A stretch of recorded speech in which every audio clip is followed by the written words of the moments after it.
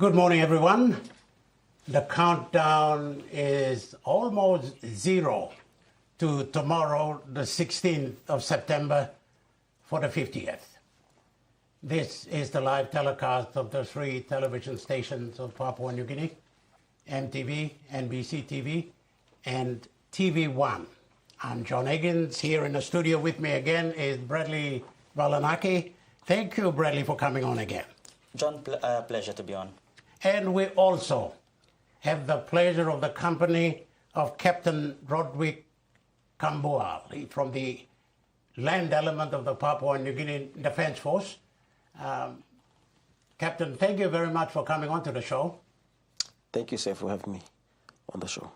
It's nice to have you. You, of course, will be taking us through the presentation of colors, what it all means when it all happened at Murray Barracks this morning.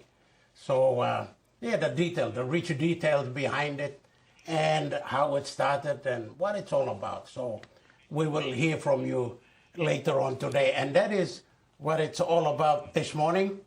We will also, if we have time, have the opportunity to bring you pictures and some commentary about our new aeroplane, the Airbus A220, which is on its way to Port Moresby from Nadi Airport in Fiji.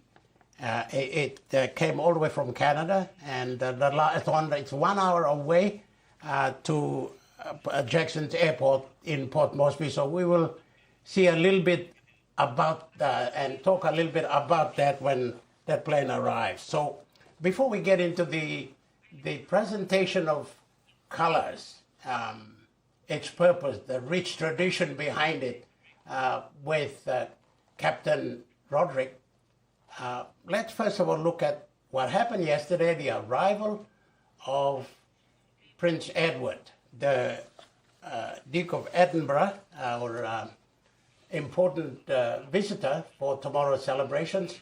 That was at the airport yesterday at Jackson's. And here are some pictures again of members of the disciplined forces of both Papua New Guinea, Australia, and even New Zealand at the airport to welcome His Royal Highness. There's the plane that came in yesterday, flying in Prince Edward. And he was, of course, received at the airport by the head of the Papua New Guinea Defence Force, members of government, including Foreign Affairs Minister Justin Chichengo, the Governor of NCD, the Honourable Paul Pakop, other dignitaries. And as tradition, he was led to the diocese and took a guard of honor.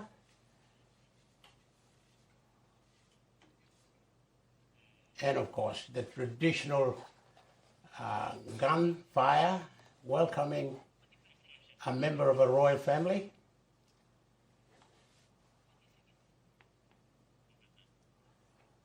He then took time to inspect the guard of honor. It is again a tradition. Prince Edward marks, I think, the conclusion of the visit to Papua New Guinea by all the members of the royal family under the late Queen Elizabeth II, the Bradley. Yeah, I think, John, it was very spectacular there to see another member of the royal family come on show in Papua New Guinea, part of the Commonwealth. And now we're back to live pictures at the Murray Barracks, in Port Moresby.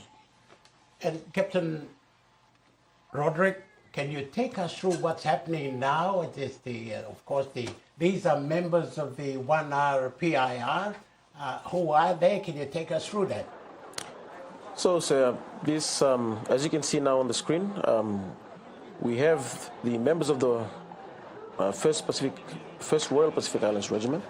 They've just marched on to the parade and formed up on the parade ground at Murray Barracks. And we have the old colors being marched forward in their position ready to be trooped for the last time. So on parade we have the Alpha Company, which is on the far left. You'll see the first formation on the far left is Alpha Company. The second, we have Charlie Company. And on the third guard, we have support and admin, a mixture of soldiers from the support and admin company, making the third guard. And on the fourth guard, we have soldiers of support company as the fourth guard. So that's the guard for today on parade. Okay. The presentation of colors, it has a history. It hasn't been done before. In fact, this is the second time it's ever been done in the history of 1RPIR and in the history of Papua New Guinea, if you will. Take us through that. So the first time the Defense Force received its colors for the first time, it was in the 4th of July, 1956, by the Governor General of Australia back then, Field Marshal Slim. So that was the first time when the Queen's colors and the regimental colors were presented to the PNG Defense Force. Here's some pictures of the very original, if you like, of the regiment. Yes, yes. Those are pictures of the Papuan Infantry Battalion, the original unit that the Pacific Islands Regiment came from. So, Captain, I guess these were policemen before they became military men. Yes, yes. This Papuan Infantry Battalion was formed back in 1940, raised by Major L. Logan, who recruited volunteers and also members of the Royal Police Constabulary. Yeah, they are the ones that... They would have been picked anywhere from anywhere. I mean, they wouldn't have had formal training or anything like that. Just their height, their physical being, I think that was the way they judged them and picked them. Yes, sir. So most of them were Tultuls and Luluais and old policemen. So they formed that the pioneers of the Papuan Infantry Battalion, which later on became the Pacific Islands Regiment. I think at that time they administered law and order at the time, so they had a good knowledge of holding on to a rifle at that time. So yes. Automatically they became eligible there. And I guess all these guys now are remembered by these guys on the screen now. Yes. Yeah, they will have had some training. They know what it's all about, and they are now making history in being present at a time when the colors are being presented, and it changes, doesn't it, from the Queen now to the King, and the regiments in between, involved in there. Talk about that. Yes, so now it's changed from the Queen's color to the King's color. So we have these two significant colors. So on the King's color, you'll see the King's insignia, and it contains a rich history. And on the regimental colors, you have the history of the regiment, the battle honors, the battles that the unit was involved in. And yeah, basically that's the crown on the Queen's color, King's color, correction. It's shown on the is that screen. real gold? That is actually be? real gold, 24 karat gold. So I was privileged to have carried the regimental colors before, and one of the things they told me was, if that gold touches the ground, you would actually have to go under death by firing squad, a penalty of death by firing squad. You didn't drop it, did you? I did not drop it. Yeah. But this is common in the Commonwealth. Yes, yes. Okay, Kokoda coming up, the relevance and the significance of that. So as you can see on the banner, you see Kokoda and Nassau Bay. These are what we call the battle honors of the regiment, the first Royal Pacific Islands Regiment. So those battle honors are actual battles that the unit took part in. Okay, that's the Kokoda Trail battle. Kokoda Trail battle. And the Kokoda Deniki, yes. And go through. And the other one is the Nassau Bay. Nassau Bay. Finschhafen, liberation of New Guinea. We have Scarlet Beach, Tambo Bay, Finschhafen. Yes, those are some of the listed. There's another Seosipic River. What's that? Seosipic. Yeah. So it's one of the battles fought in the Seosipic River during World War II. So, yeah. So I guess all these battles that our men were engaged in happened in World War II. Yes. When the constables became military men. Yes. We are expecting the arrival of His Excellency the Prince, the Duke of Edinburgh, Prince Edward, who will be part of the officialdom at Murray Barracks this morning. The presentation of colors. And I think, John, the weather is holding fine for this earlier part of the morning. Hope it stays that way.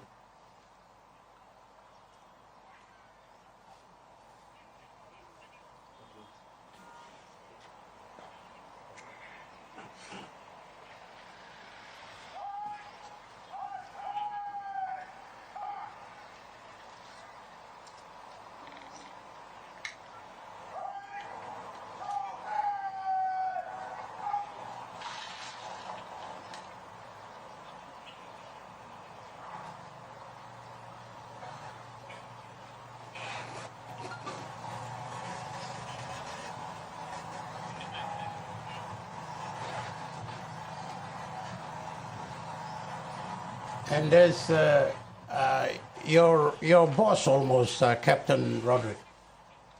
Tell us about him. He's the first from the sea element that's become head of the defense force in Papua New Guinea.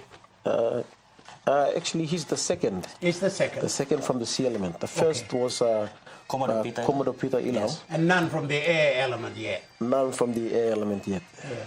But tell us a little bit about Philip Polewara. So,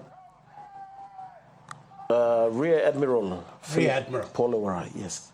He is from Yanguru, East Sepik. He has served in the Papua New Defense Force for more than 30 years. And he also served during the Bougainville crisis. He was one of the CEOs of the ships. So he has a lot of history within the force, and one of the battles in, one of the major events in the country. Okay. I think the titles now have changed over time. You had Commodore Peter Ilau before. Now you have Rear Admiral. What's the difference? Okay, so Commodore, back then, the army didn't change structure yet. So they're changing the structure of the army now to cater for the expansion of the army. So now they've increased the rank from Commodore to Rear Admiral, which is equivalent to Major General. Rear Admiral is equivalent to Major General. Okay, there's some orders being given at Murray Barracks. Let's hear that.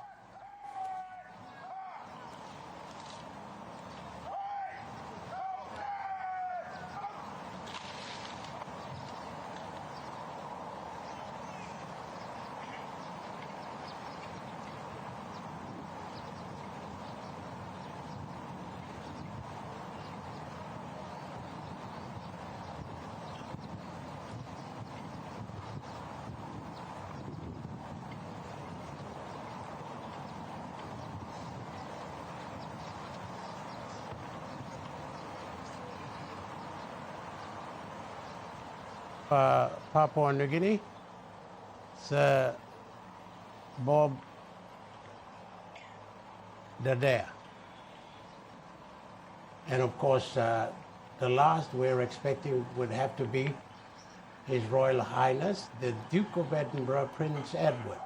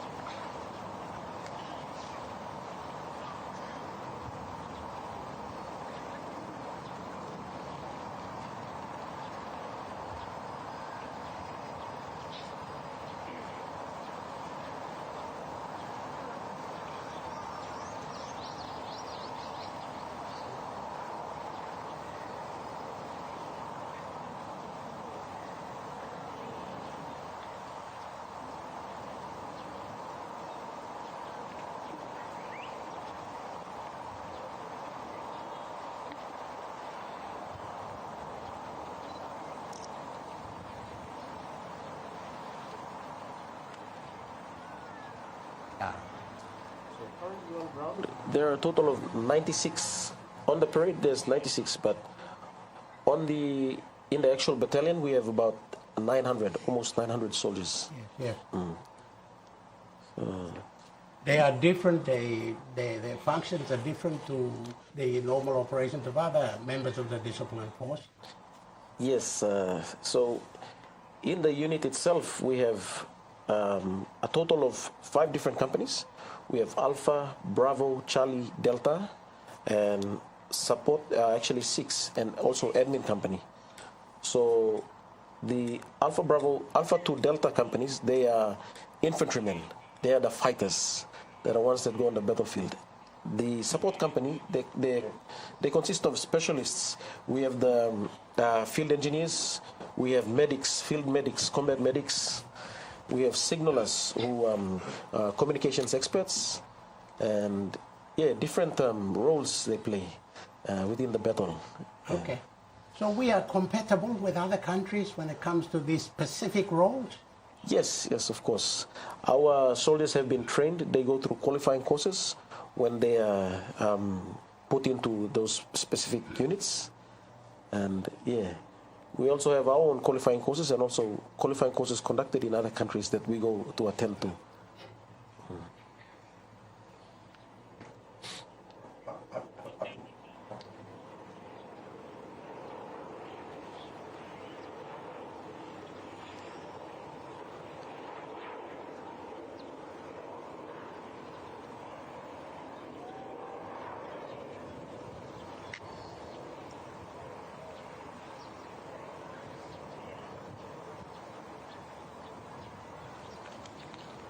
That particular shot there, we're doing a bit of dissolve into a wider shot. That gives you a picture of what it's like at Murray Barracks this morning at the presentation of colours. A ceremony which is part of the 50th Golden Jubilee Independence celebrations, where His Royal Highness, the Duke of Edinburgh, will officiate.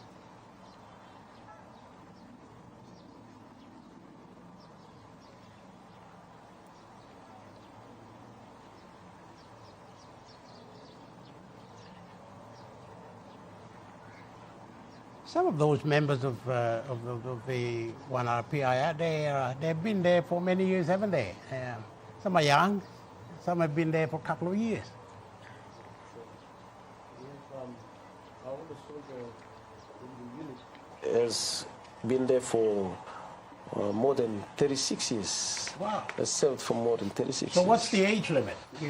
The retirement age is 53 is the retirement age. And here, that's some pictures of officials. Yes, the person in green is the Deputy CDF, Deputy Commander of the Defense Force. At the far end of the screen there? Yeah, exactly. He's the Deputy Commander. Deputy Commander. And he's from the what? From the land element? He is from the land element. He was my CO when I was in the 2nd Royal Pacific Islands Regiment in 2016 to 2019.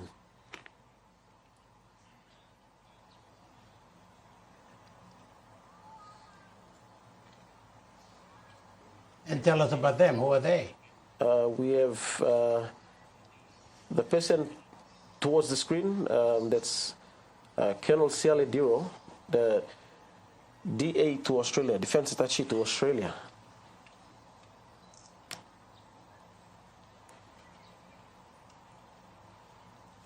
And those are the chaplains. They're preparing to consecrate the colors, bless the colors.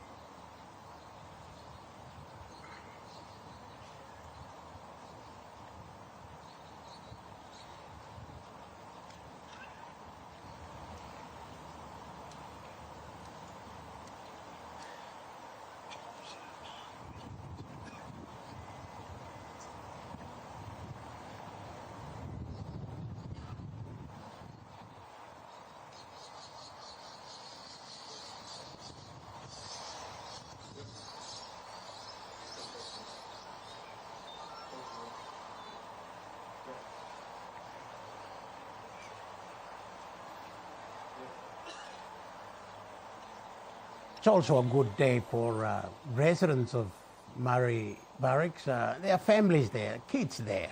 And of course the surrounding community, I'm sure they've opened the gates for people to come in, and it's quite a good size at Murray Barracks at this moment.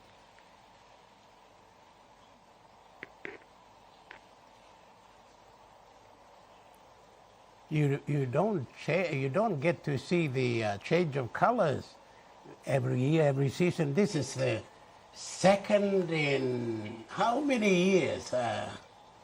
So they get the opportunity to see that. It's quite a privilege. Exactly. It's a very significant event, a very rare event too also. A lot of the families of the people, the soldiers on parade will be there to witness their fathers, husbands, and relatives on parade. So what happens then, Captain? As soon as the Duke of Edinburgh arrives, what will be the formalities? What can we expect? So as soon as His Excellency arrives, we will have the all colors marched on, and then they will be grouped for the last time as a final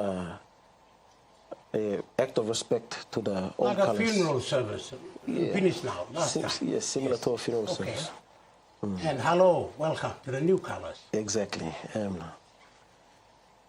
All bla kala mi makim Queen Mary minsta before. Now become long pikini man blong now become a king.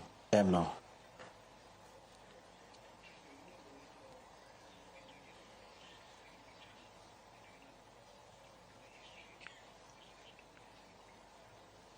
As they are all to attention, waiting for His Royal Highness.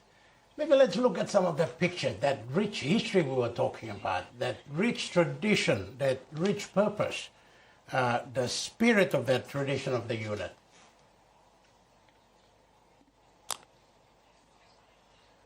So, before I go through the history of the unit, I'll just run through a quick history on the colors. So, the colors the colors date back to the medieval times, in the 16th to 17th century, when military units carry colors in the battlefield, or flags or banners in the battlefield, to represent their specific unit, so they know where they are. So the enemy knows his enemy, which enemy is there on the battlefield. So later on, now in the modern ages, it is used as a ceremonial flag, representing the rich history of the units, and the regimental color carries the battle honors. Yes, that, yes. But if we were at war, we would carry those colors out onto the field, on the battlefield? In the modern times, Probably not. Yeah, it's been stopped in the modern times. Okay, So but this is a ceremonial gest of the history. Yes, nowadays it's used mainly in parades to welcome, especially royal representatives, and also representatives of the monarchy. So we are part of the greater Commonwealth group of nations the world over. Yes. Oh, back to Murray Barracks.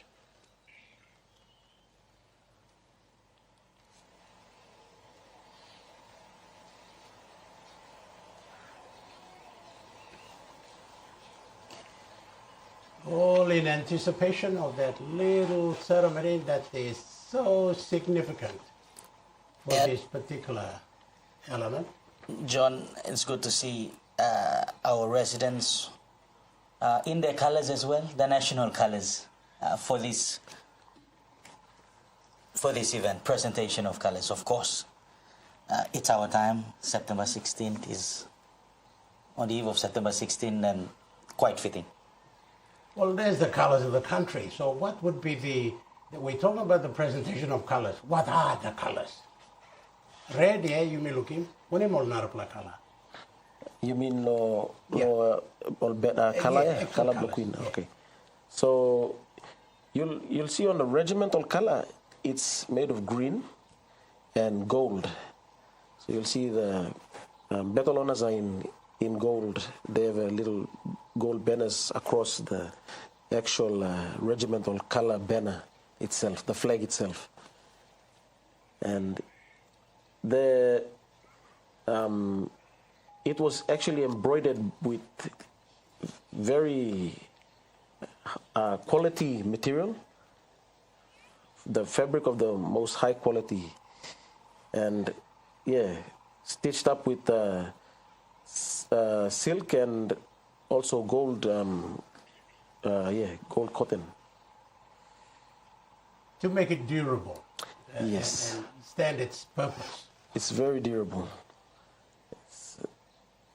The last colors have been there for a very long time. It's very traditional and symbolic as well. Yes. Of their rich history. You're right.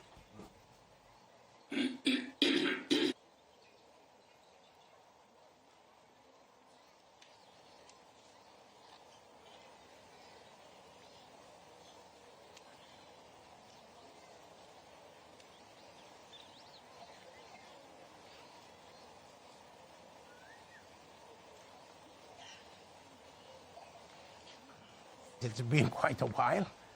We are waiting for the prince. We're waiting for the arrival I of the think prince. something has happened. There's some action. Maybe. Yes, there's that announcement that he's arriving. Gentlemen should remove their headdress, and members in uniform are reminded to salute.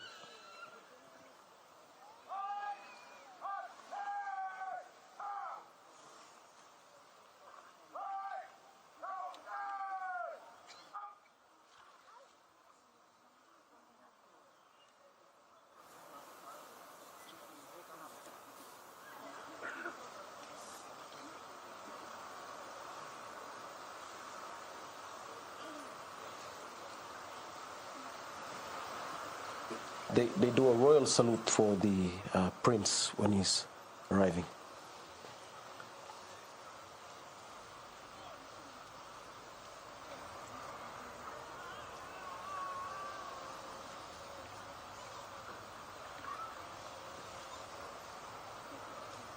The arrival at last of the Duke of Edinburgh, Prince Edward,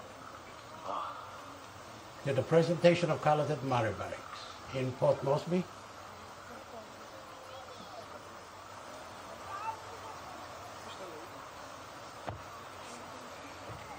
Takes a salute from Rear Admiral Philip Polawara. And the white colours and the white they wear, what is the significance of that, Captain? The white uniform they're wearing is the uniform that the Navy, is the uniform of the Navy, naval officers. So if the CDF was an infantryman, they would be wearing green. Takes a salute now. That's the royal salute being conducted.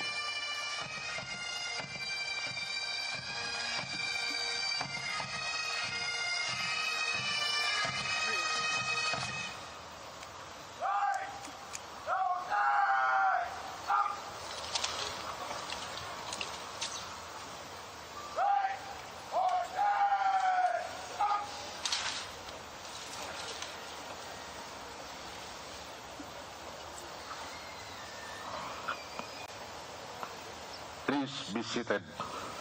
The parade commander, commanding officer of the 1st Royal Pacific Islands Regiment, Lieutenant Colonel Ezron Dekaya Tavara, will now invite His Royal Highness, the Duke of Edinburgh, to inspect the parade.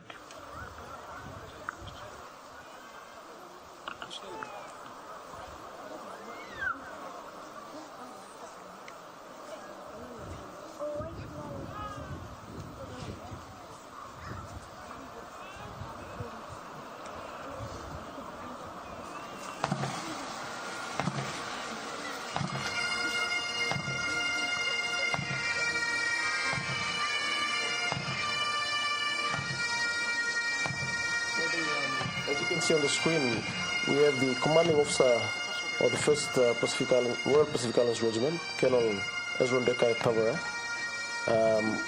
walking with the Prince to inspect the guard.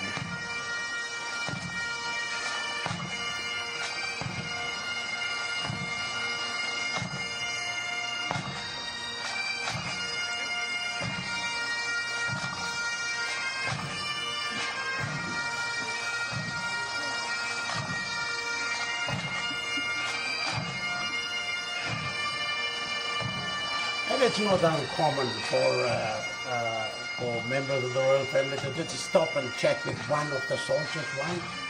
You'd think that he probably didn't have his cap on right and they kind of straightened it or was not. You know, you think like that. But no, I think it's tradition that you just don't just march past and say hello to them. At least one of them, so that Yes. they feel as though they're recognized, they're owned. Yes, yes. Usually they ask them questions like, what's your name, how long have you served in the army, how are you today? Yes. And those who have been chatted on today, it's a privilege to speak Yeah, with they'll royalty. remember that. They'll remember that. Yes, definitely. It's a privilege to have a chat with the one of the members of the royal family. True.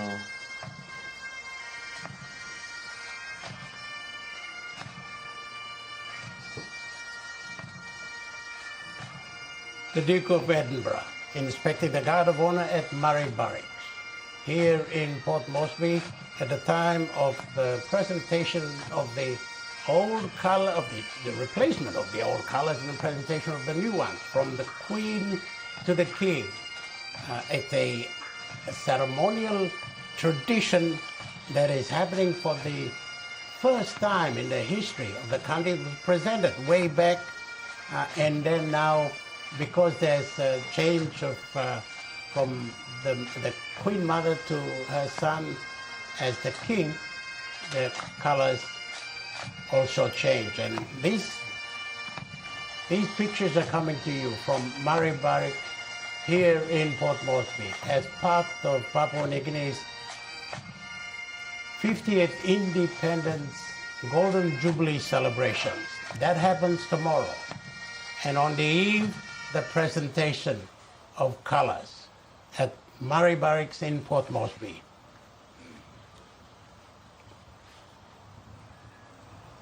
John, I guess it's a rich reminder that we are still part of the bigger family in the Commonwealth.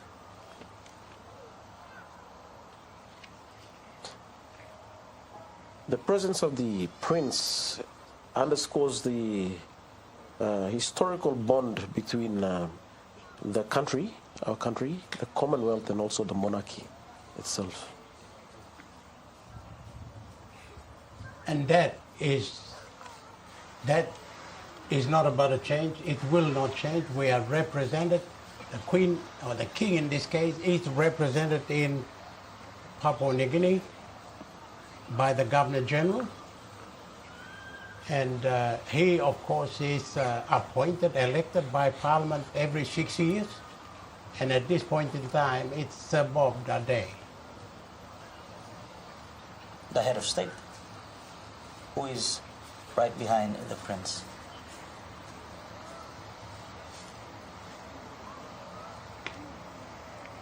The Prince is now inspecting the band, members of the band.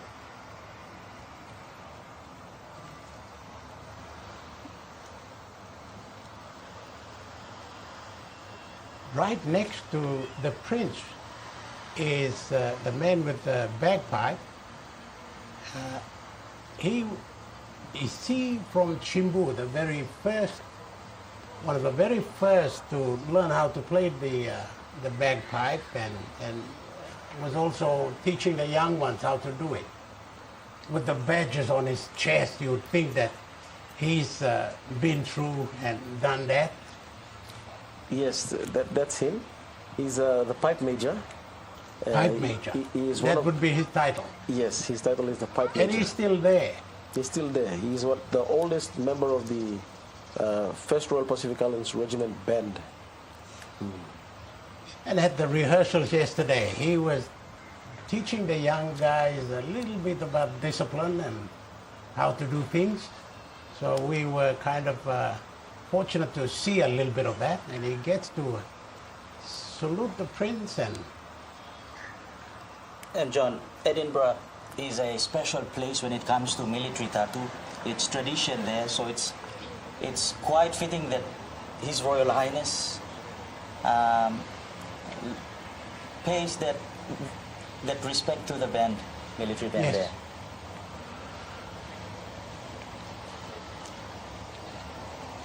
A lot of our members of the band, they go to Edinburgh to do their course in bagpipes and other instruments, and also the ceremony, how to conduct the ceremony itself. They have an annual military tattoo show that happens every year. Yes. Of the pipes and drums of the Pacific Islands Regiment to call the band to troop in slow and quick time.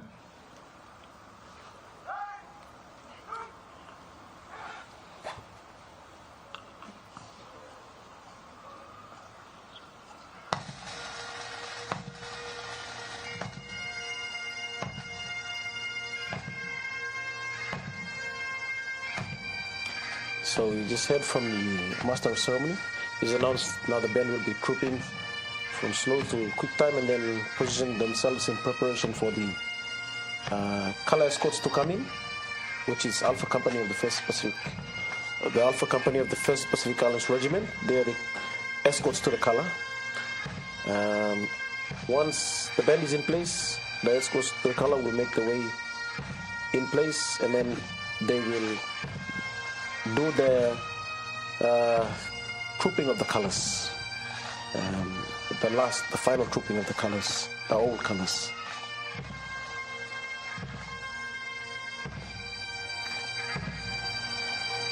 This particular group would have been selected, deliberately selected for this?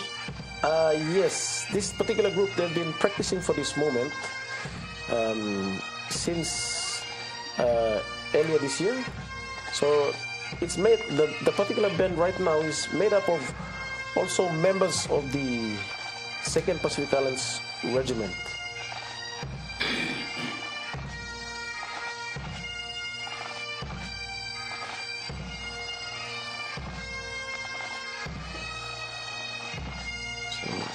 Its duty performed proudly.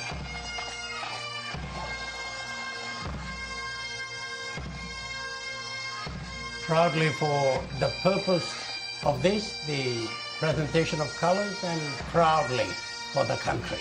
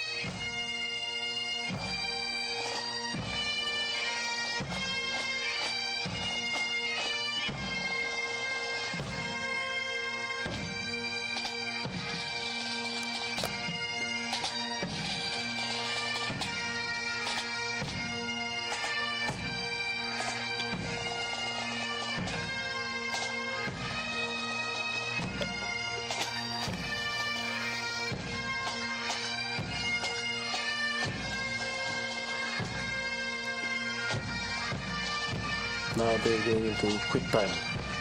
The guy in front is called the stick major, or the leader of the band.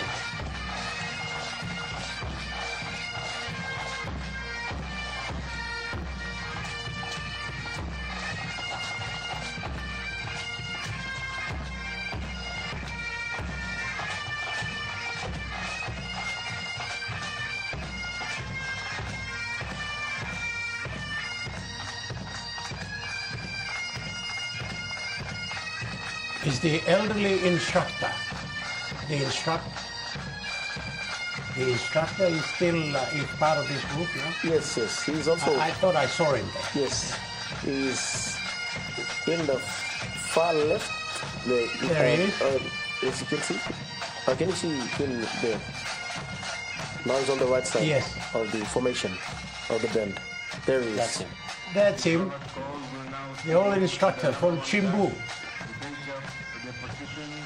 Still there, still strong. Good on you. You strong man. Strong woman through.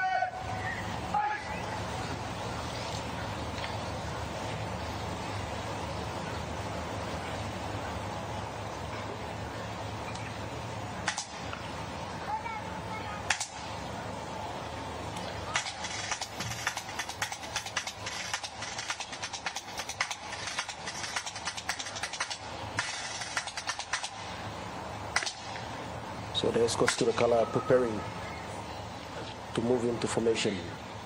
And what would this be now? What can we expect now?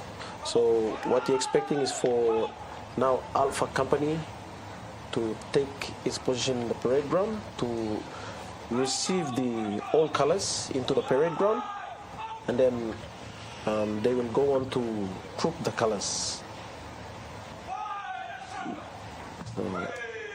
After they receive the colors, they will then troop them. They will walk in between the whole parade, between the guards, in order to troop them within the guards.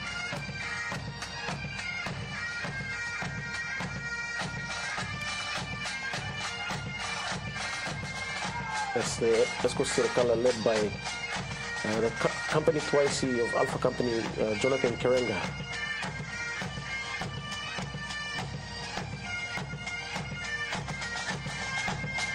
The officer commanding for Alpha Company, that particular company is Major Francis Mesa.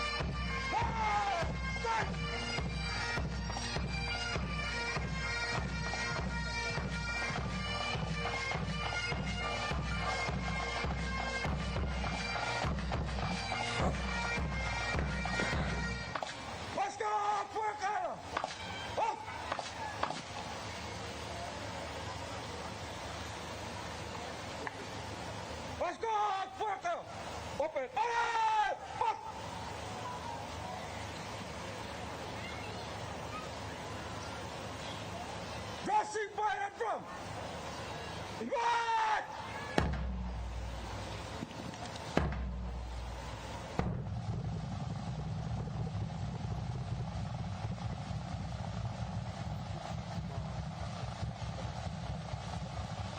So the colors now being marched onto the parade ground, whilst the escorts to the color are dressing. Dressing basically what it means is they're ensuring that the formation is in line and they're all in line.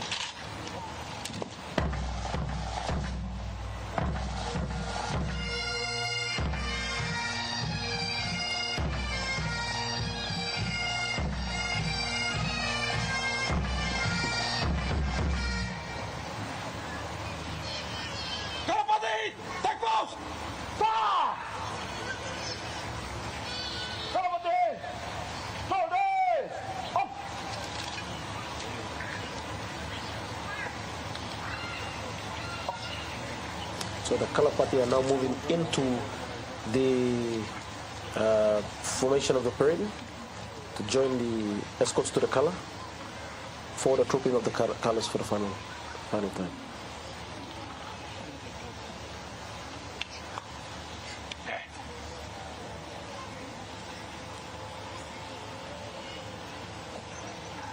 The trooping of the Queen's colors for the final time.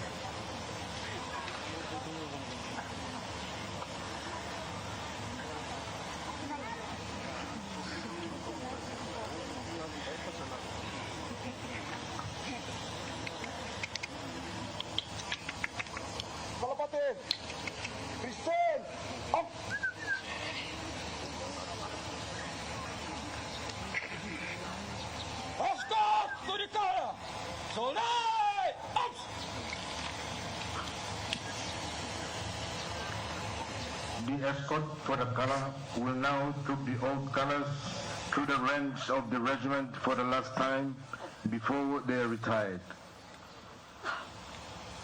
At the oath, we'll change direction left! Left! Bump!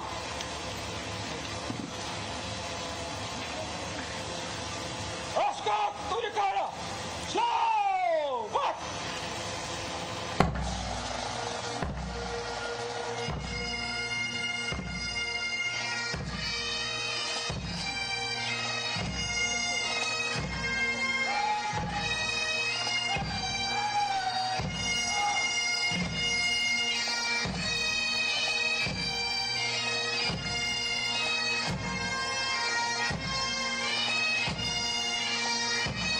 Can you take us through, Captain, the slow march? What's happening there now? So what's happening now is they're slow marching, trooping the colors. They're going to slow march and troop the colors into the files of the guard. So for the last time, they're going to troop the colors, as you said. So they're getting into position to conduct that last final trooping.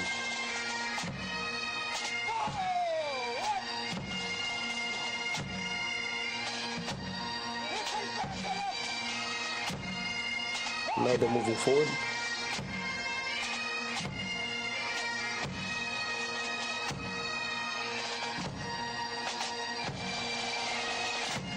As they go through this routine, will the prince have any part to play? Will he come and say something? Is there a part that he has to play in this? The next part that the prince will be participating in is the consecration of the colors, where the colors will be blessed, the new colors will be blessed. But for now, the old colors, the Queen's colors, will be trooped in the files.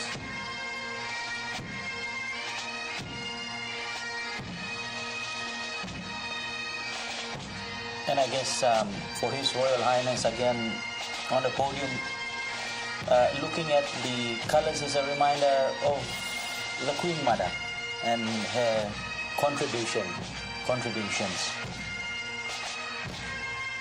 So I take it would be quite emotional for him as well. Yes, exactly. Those colors that are currently being cooked for the final time are the colors of Her Majesty late Queen Elizabeth.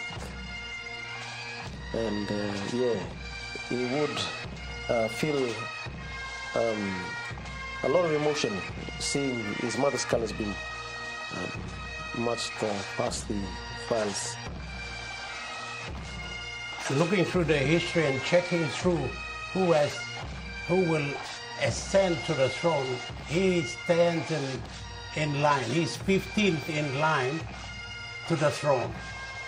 Okay. If, should, and when that happens, unlikely, but that's where his position is right now. Yes. Last Plapignini. Na cameraman too, yeah? Yes, cameraman from National there, Kennedy Bunny. They are also doing the same business we're doing right now.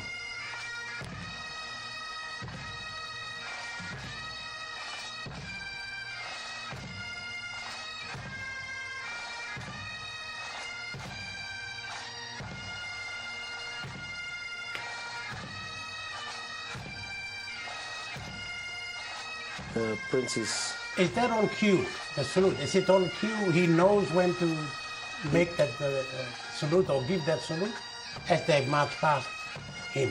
As the color passes him, he's paying the compliment to the colors by saluting his late mother's colors.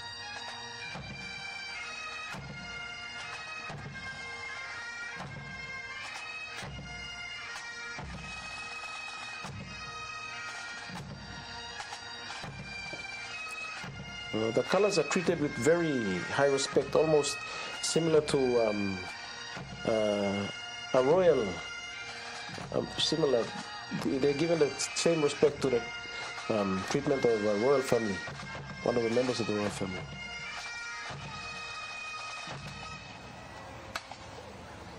Respected, protected, and given it the significance it deserves.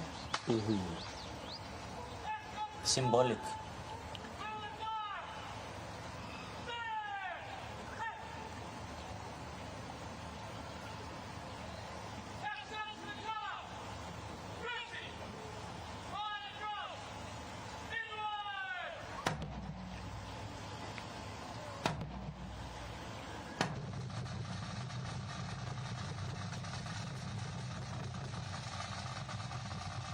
So they're performing another dress inspection to ensure that they're performing another dressing, what we call dressing. They're ensuring that they're all in line, information, and looking orderly in the parade ground.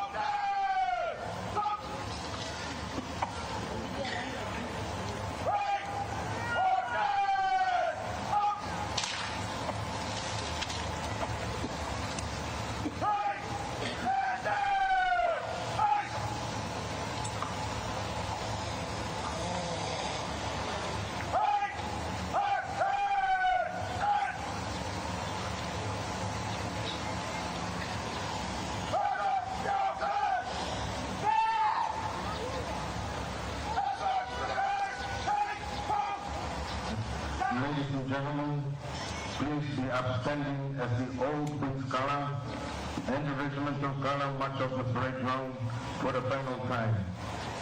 The parade will perform a royal salute and the band will play Point of War. Members in uniform are to salute during the playing of Point of War, and as the colors pass directly to their front, gentlemen in civilian attire should remove their headdress. As the color party approaches the dais, the senior ensign will accord an ice strike and the colors will be lowered.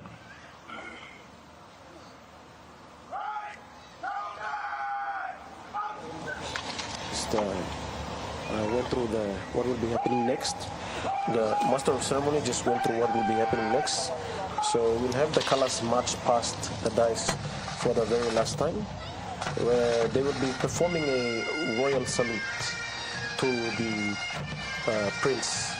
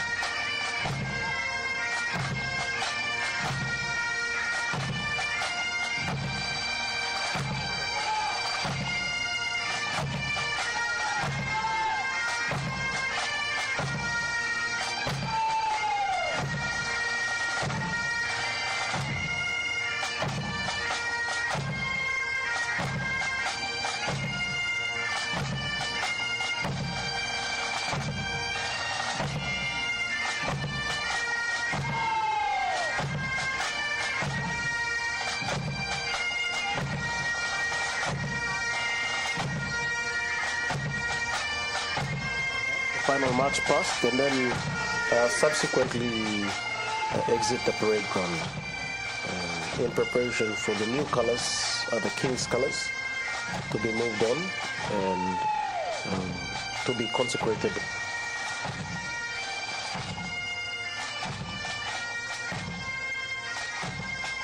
That is now the conduct of the royal salute.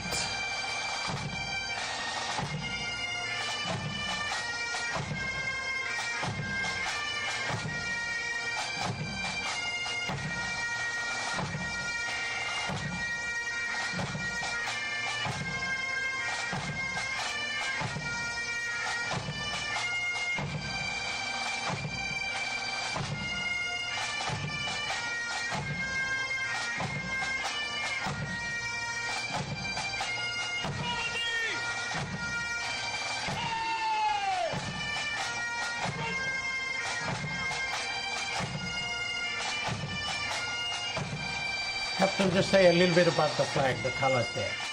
So, you see the one with the crown, the red and blue, with the Union Jack in the middle.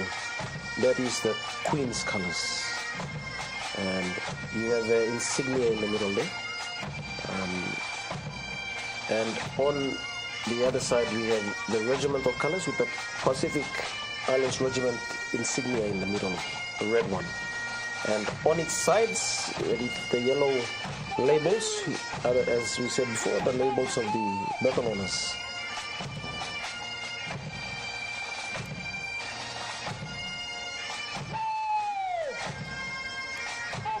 The wear and tear of the flags is a reminder of how long the Queen has been at the helm. Exactly. The Queen has been there, the Queen's colors have been there for a very long time, and they've gotten so old. You can see the wear and tear. It's very visible there. So after this, what happens to the flag? Does it get a royal burial? It will be decommissioned and it will be stored away.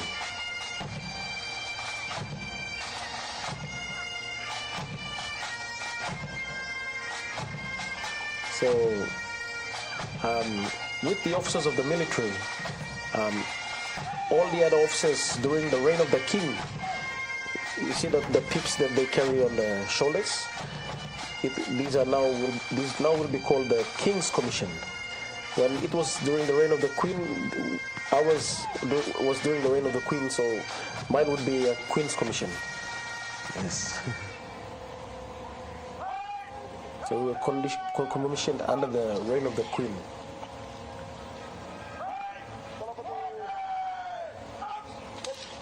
So after this, new sets will be given to the officers to put on. Yes. The parade will now prepare the new King's color and the regimental color for the blessing.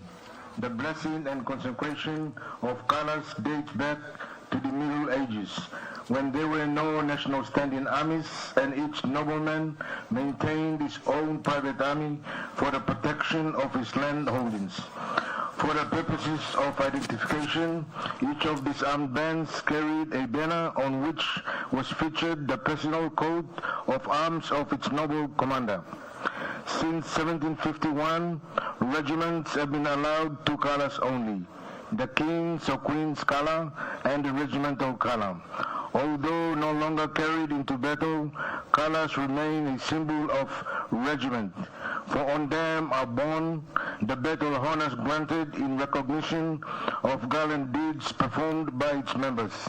Because of their historic and symbolic significance, colors before being presented are always consecrated at a special religious ceremony where God's blessings on them is asked.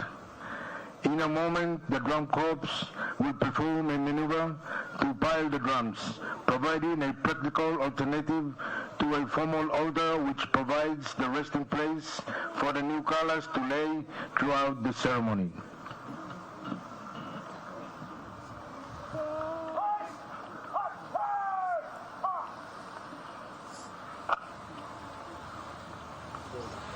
The MC is stated. So we will witness the unpiling of the drums, where after this, the conduct of the casing of the old colors, the new colors will be moved forward, and the band will move forward also, the band members.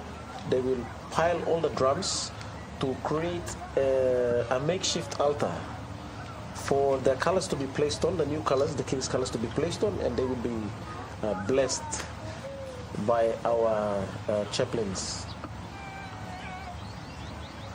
And the Prince will also participate in that.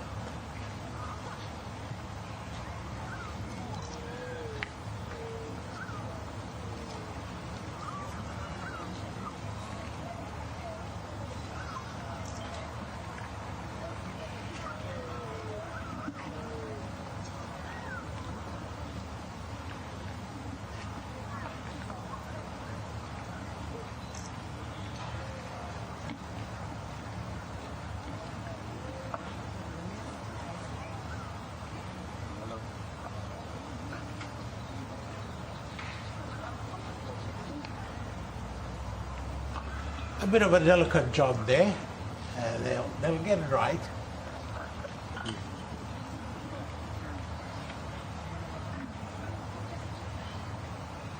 And that formation? That is the piling of the drums. That the drums are now being placed to form a makeshift altar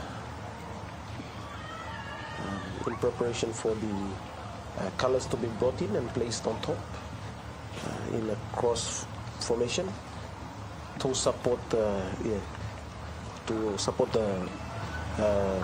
new colors, so that they'll be able to stand and be ready for the consecration or the blessing of the new colors. The chaplain would be Anglican Church of England? There's the three main denominations: the Roman Catholic, Protestant, and Pentecostal denominations.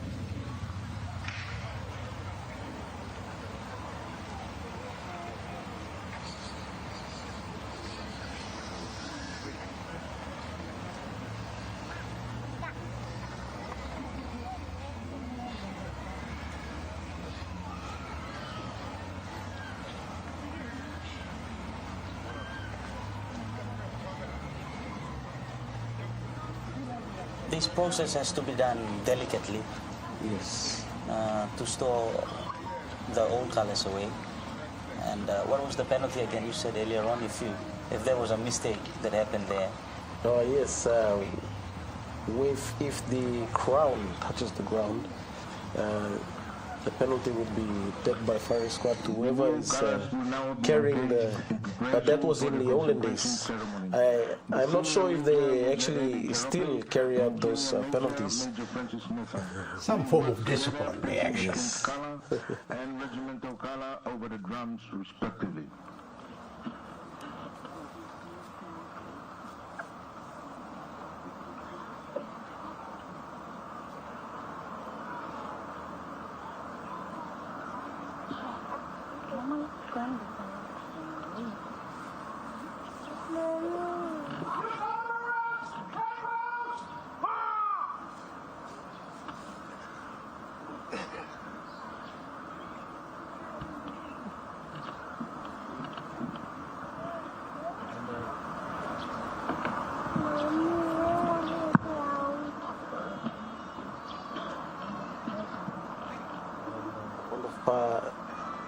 Right is Chaplain Evari, Jason Evari, headquarters, PNGDF.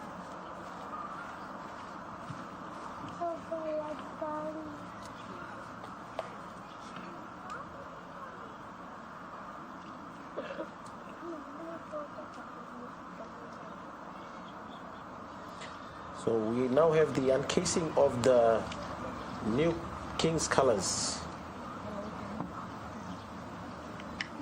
And the prince is there to witness the uncasing. The uncasing is done by the senior Major Jarope, and that's, as you can see on the screen, that's junior Major Francis Mesa conducting the uncasing. So Major Mesa is uncasing the regimental colors, and Major Jarope will be uncasing the King's colors, and they're conducting that now. You don't want to drop that. In those days, you'd face the firing squad. Yes, yes.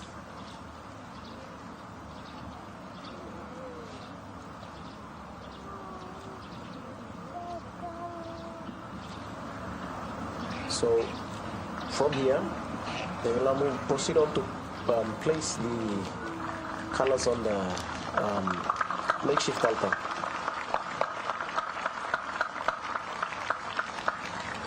And the new colors have been uncased.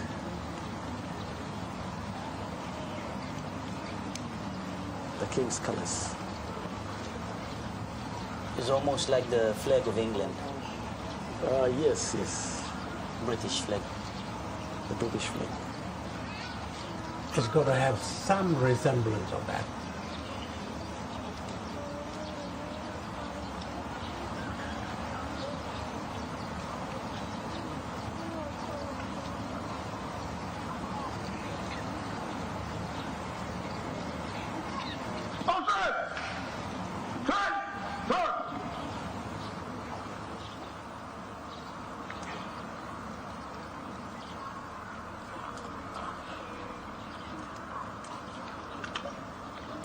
They are now placing the King's colors on, the regimental colors on the drums, or the alternate, the makeshift altar.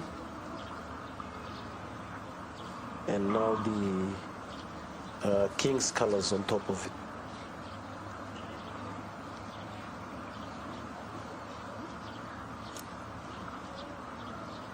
Ladies and gentlemen, His Royal Highness has now moved onto the parade ground for the blessing of the colors. I will now hand over to the commanding officer, 1st Royal Pacific Islands Regiment, to commence the ceremony. He will then invite the reverends to bless the colors on behalf of the regiment.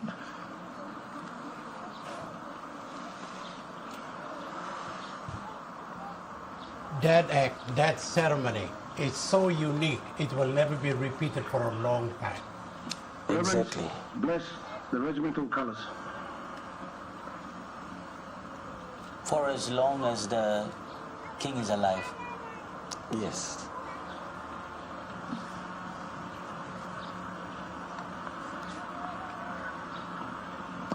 We consecrate and set apart these colors as a perpetual shine of God's presence and our duty to the sovereign and country, and an inspiration to all who follow them. In the name of God the Father, God the Son, and God the Holy Spirit. Amen.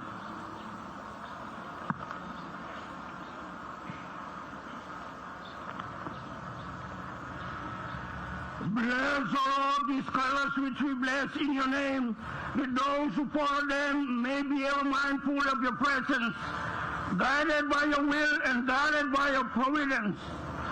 In the name of the Father, and of the Son, and of the Holy Spirit. Amen.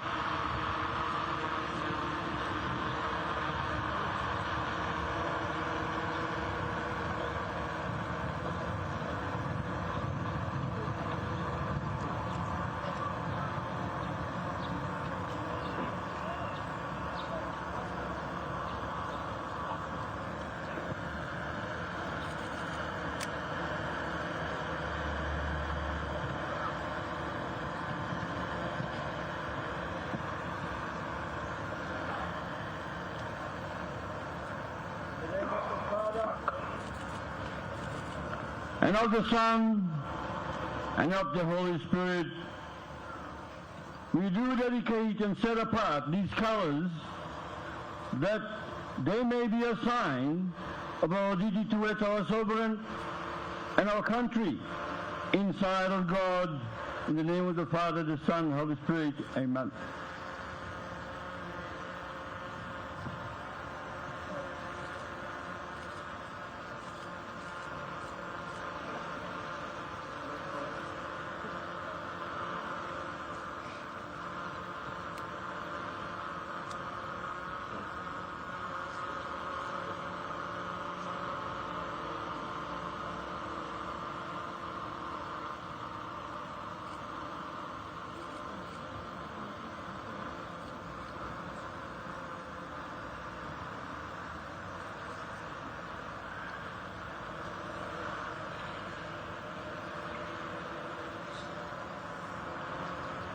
The senior and junior majors will now recover the kings and the regimental colors for His Royal Highness to present to the Kala and signs.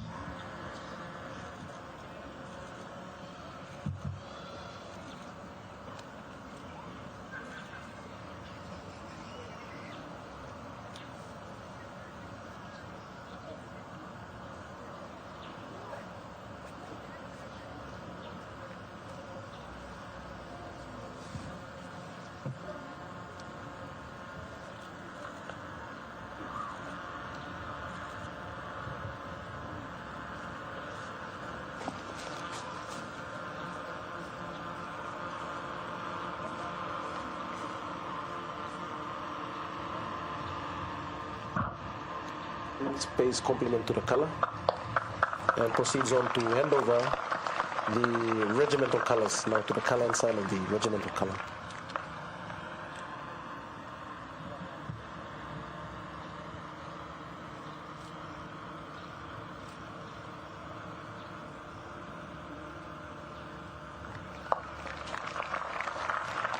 The color and sign for the king's color is Lieutenant Desmond Non, and the color and sign for the regimental color is Lieutenant Ali Charlie.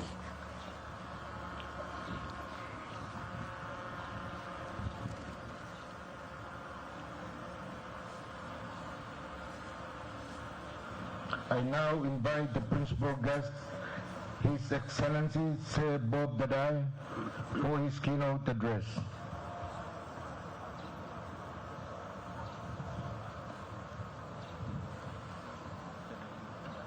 Right? Standard!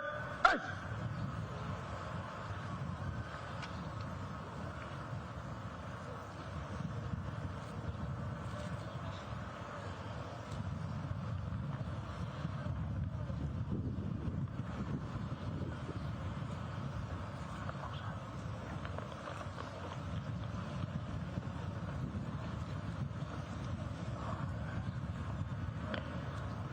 the commanding officer, 1st Royal Pacific Islands Regiment, Lieutenant Colonel Ezron Nekaya Tabara, will now make his address. Following the address, he will present a gift to His Royal Highness on behalf of the Chief of Defense Force.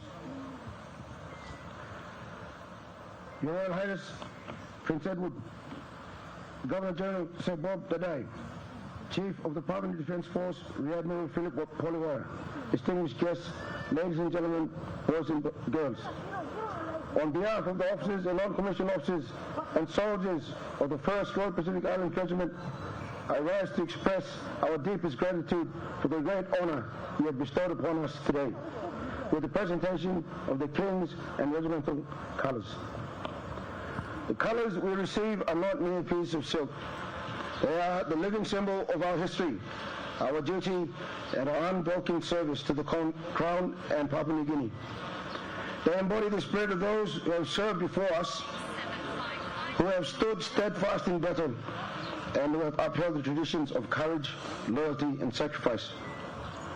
They are a reminder of the sacred bond between the regiment and the sovereign, a bond we hold with the highest pride and responsibility.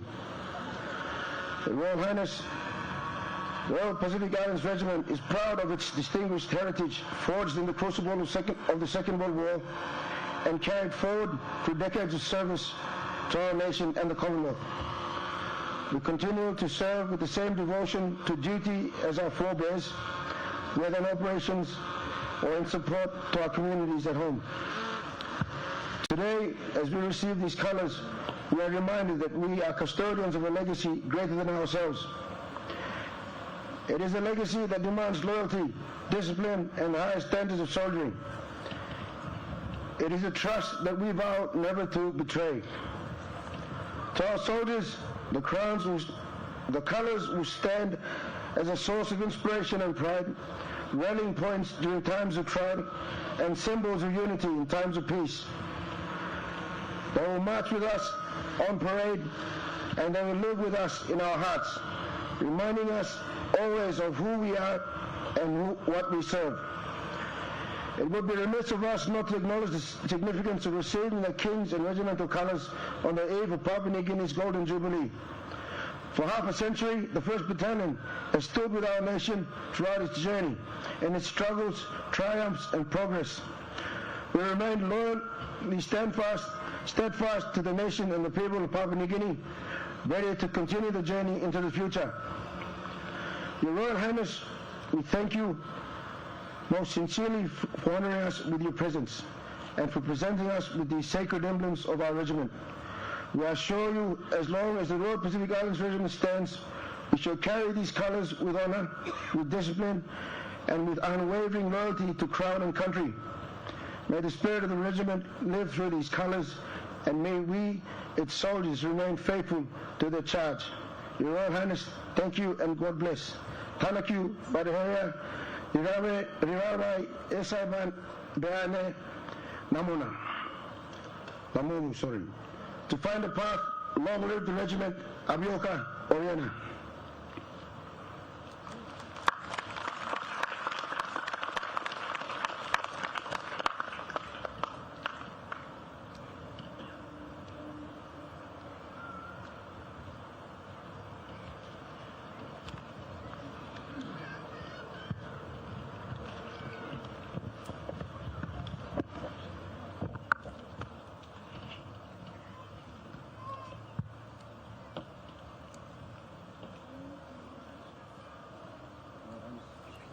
The commanding officer of the 1st Pacific Islands Regiment is now presenting a gift to the Prince, the Duke of Edinburgh. And what would that gift be? It's we a have some carving. idea? Yeah, it's a carving, as you can see on the screen. It's a carving from the Sepik province.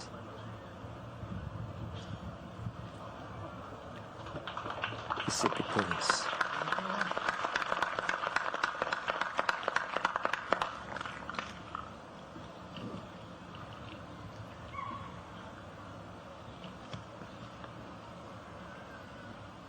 Well, the Prince obviously likes the gift. He's got a will big now smile on him. drums and reform with the pipes and drums.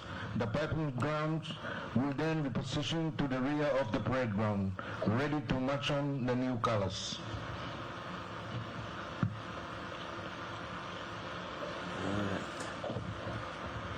Now we'll have the members of the band come back to pick up their drums and go back into formation in the band.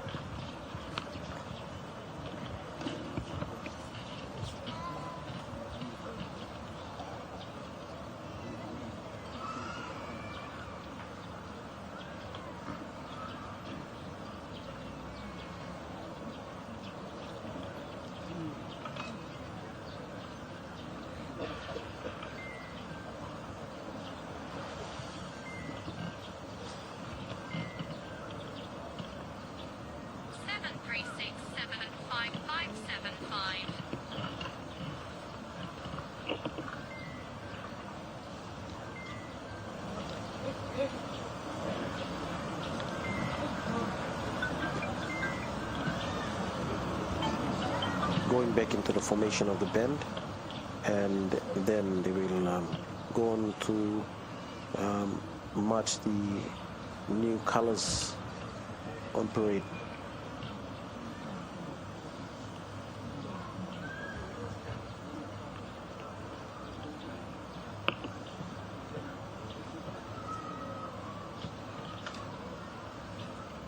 The clergymen going back to the stage, and as they walked on, I thought they were doing a little bit of march as well when they walked on, so they were taught how to march. Yes. As well as prayer. Exactly. We have direct entry officers who are specialists.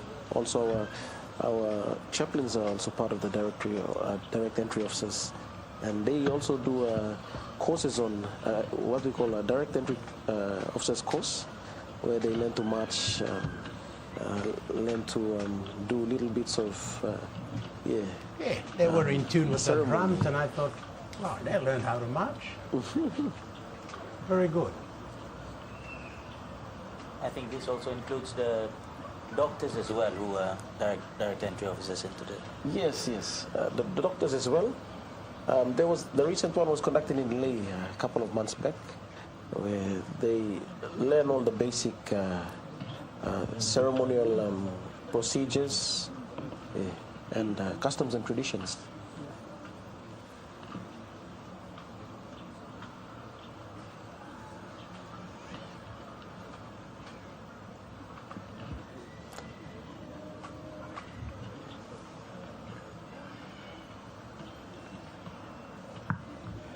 For the chaplains, they usually just learn by watching.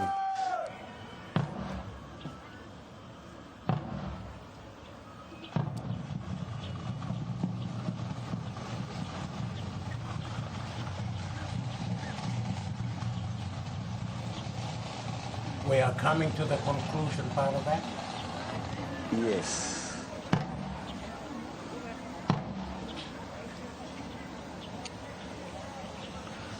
The new King's Color and the regimental color will now march into position. The parade commander will receive the colors with a royal salute, and the band will play Point of War. Members in uniform are to salute during the playing of Point of War, and as the colors pass directly to their front, gentlemen in civilian attire should remove their headdress.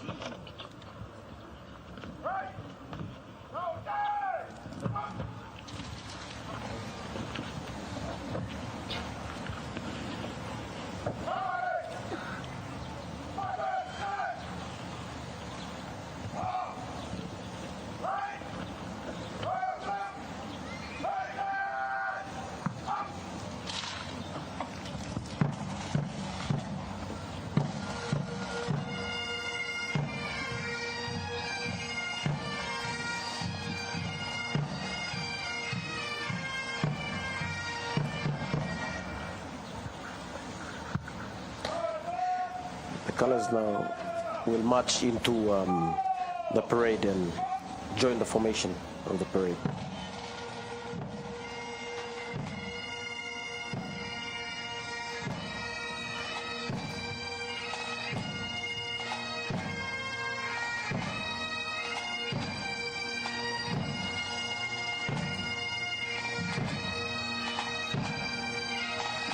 And after more than 50 years, we now have new colors presented, the King's colors presented to the regiment, the 1st Royal Pacific Islands Regiment. We don't know when the next one will be, maybe another 50 years' time.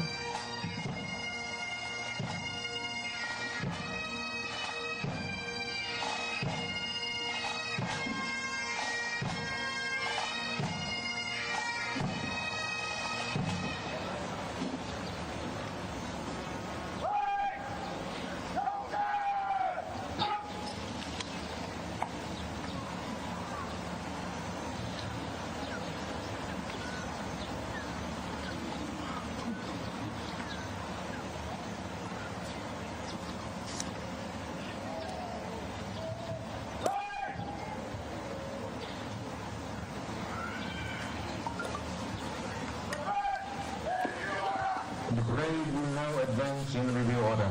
This maneuver is a modern development within the longer history of military drill and ceremony, which emphasizes discipline, coordination, and the communication of respect.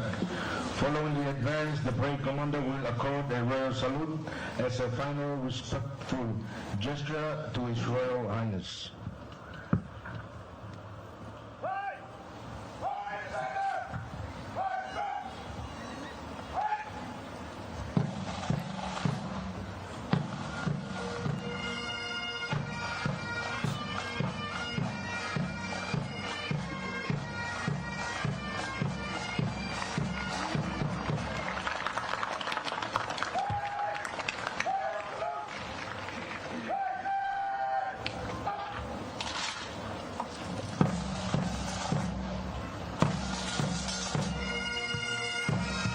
So the new King's colors are now conducting a royal salute for the first time in history. So it's the first time in history that the new colors now have taken part in the parade.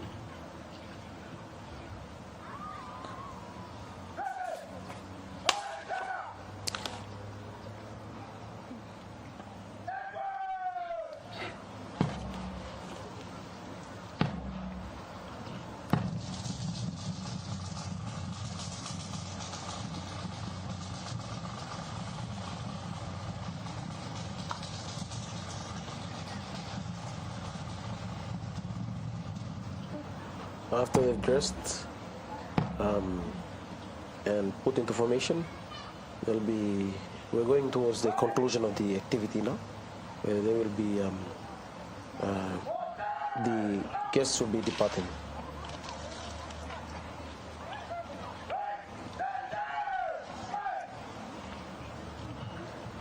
The parade will now farewell His Royal Highness, the Duke of Edinburgh, as he departs the parade ground. Please be upstanding. Gentlemen are reminded to remove their headdress, and members in uniform are to salute during the royal salute.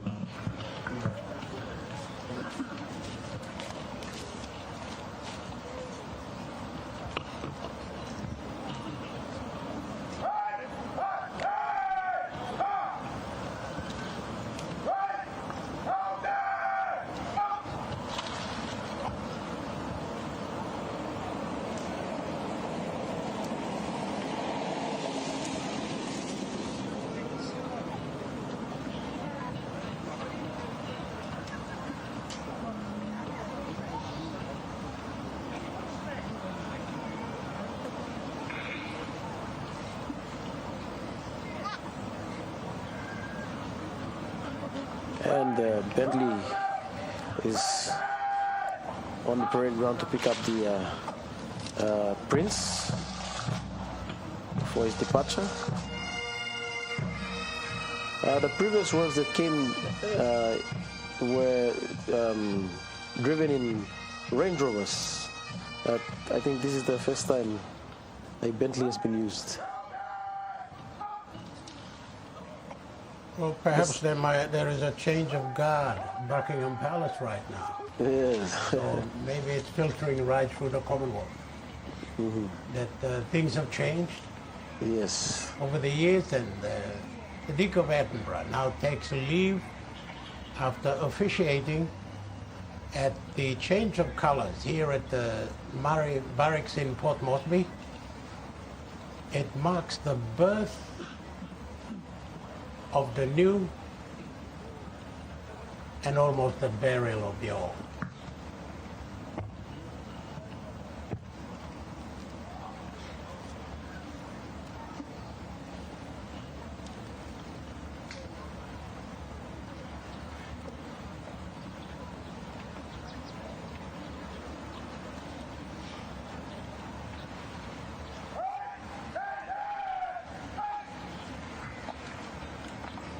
Ladies and gentlemen, the Governor General, His Excellency Sir Bob Dadai, will now depart the parade ground. Audience members are requested to stand. Once again, gentlemen should remove their headdress, and members in uniform are reminded to salute.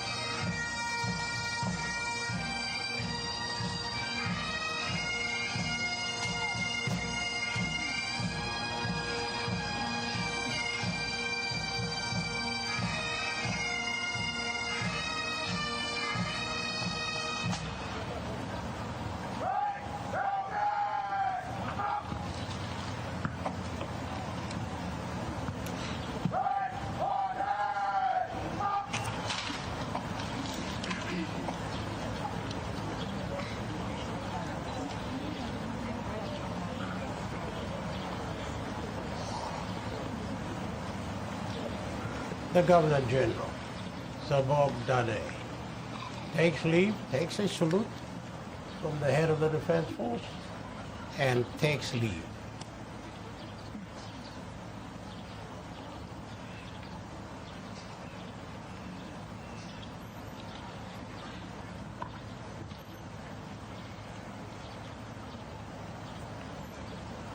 That just about marks the formal part, the departure of two key personnel in this little ceremony that is so significant within the Defense Force, within the 1 PIR.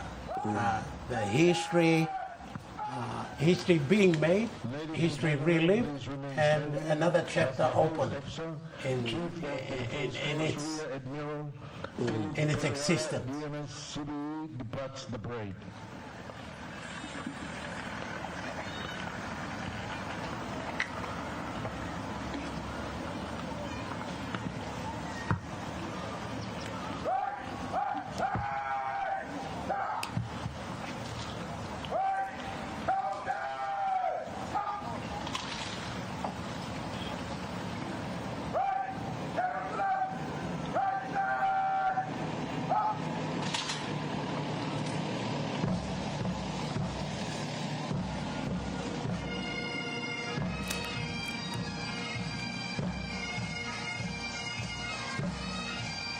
Now we have the departure of the commander of the Defense Force.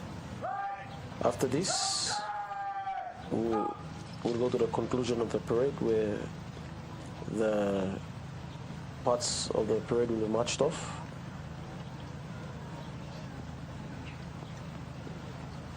With the Rear Admiral Philip Polewara, exactly.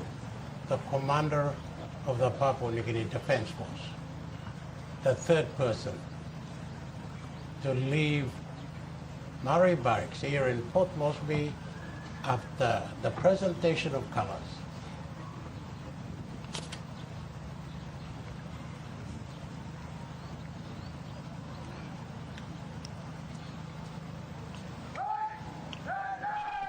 This, of course, is a very significant little ceremony Please be seated. as part of our 50th Independent Golden Ladies and Jubilee gentlemen, celebrations. once again, please be upstanding as the King's Color and Regimental Color will now march from the parade ground to Boni Dandi. The regimental quick march of the 1st Royal Pacific Islands Regiment. Prior to marching off, the parade will accord the colors a royal salute and the band will play Point of War. Members in uniform are to salute during the playing of Point of War, and the colors pass directly to their front.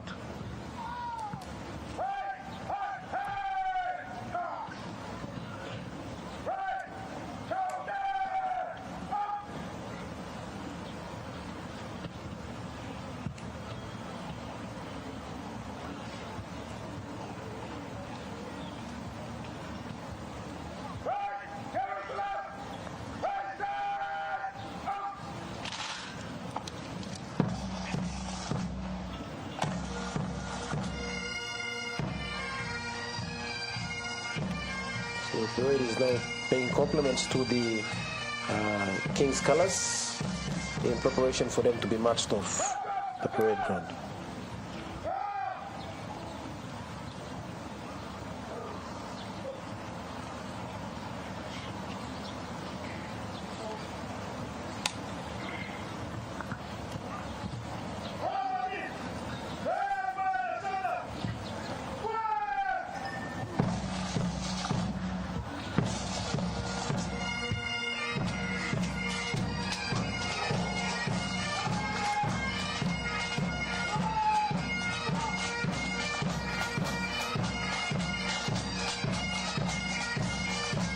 That particular group is called the Color Party.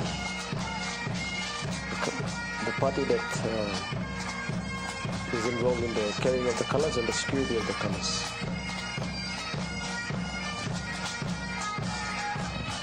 Their participation there will go down in the history. Yes, of course.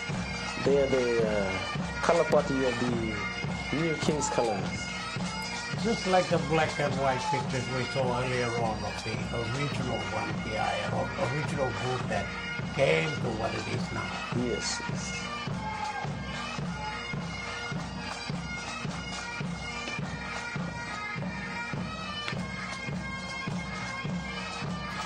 So after it's been marched off, the regimental colors and the King's colors, where will both of these colors be stored? They'll be stored in the respective unit, which is the 1st Royal Pacific Islands Regiment in Taruma Barracks.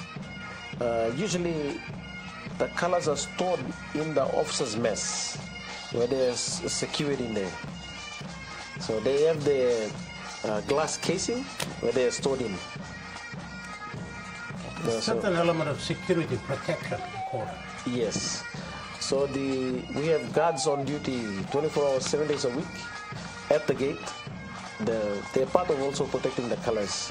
The officers are responsible. The officer core of the unit is responsible for taking care of the colors, looking after the cleaning it, casing it, and taking care of the colors all throughout its stay in the unit. It's history.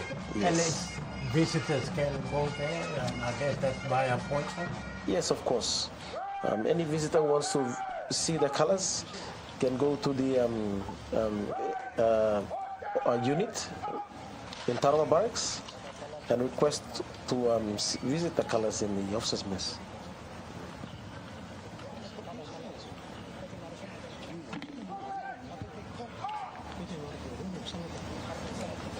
The parade commander, Lieutenant Colonel Ezron Nikaitabara, will now hand over command of the parade to the parade 2IC Major Eddie Zarape.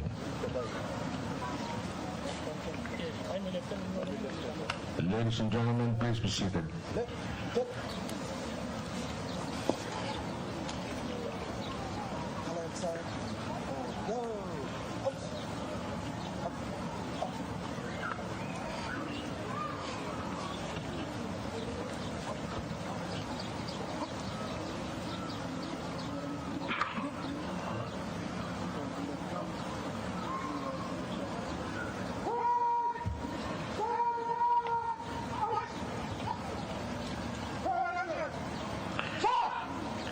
parade 2C. Now hand over the parade to the parade adjutant, Captain Moses Afuti.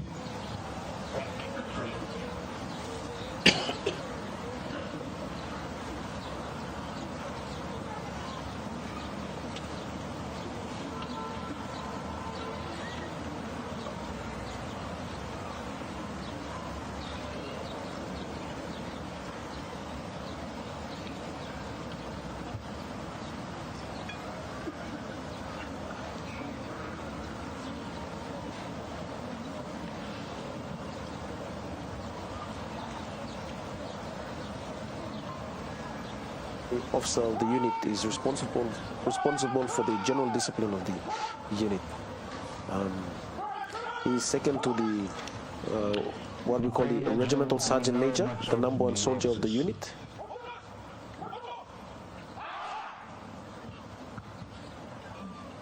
So he is responsible for casing the color.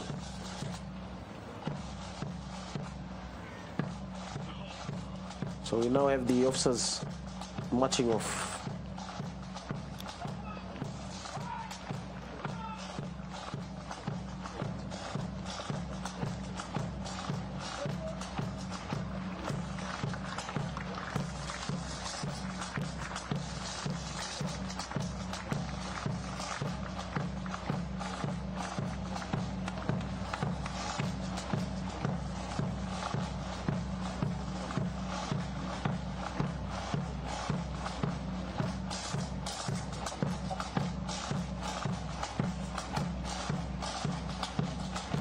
Officers senior marching off are commanders of each respective unit within the barracks or the unit. And we have one female officer who is the supply officer of the unit. She goes by the name of Lieutenant David Mutove. Regimental Sergeant Major Chief Warrant Officer Semnawi, who will then march off the regiment.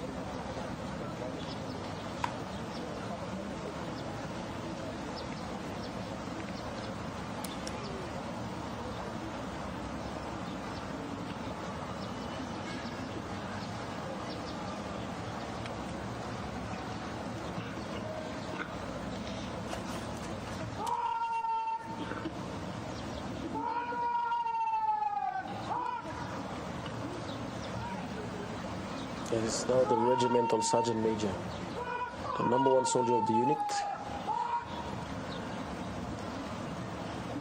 preparing the whole parade to march off.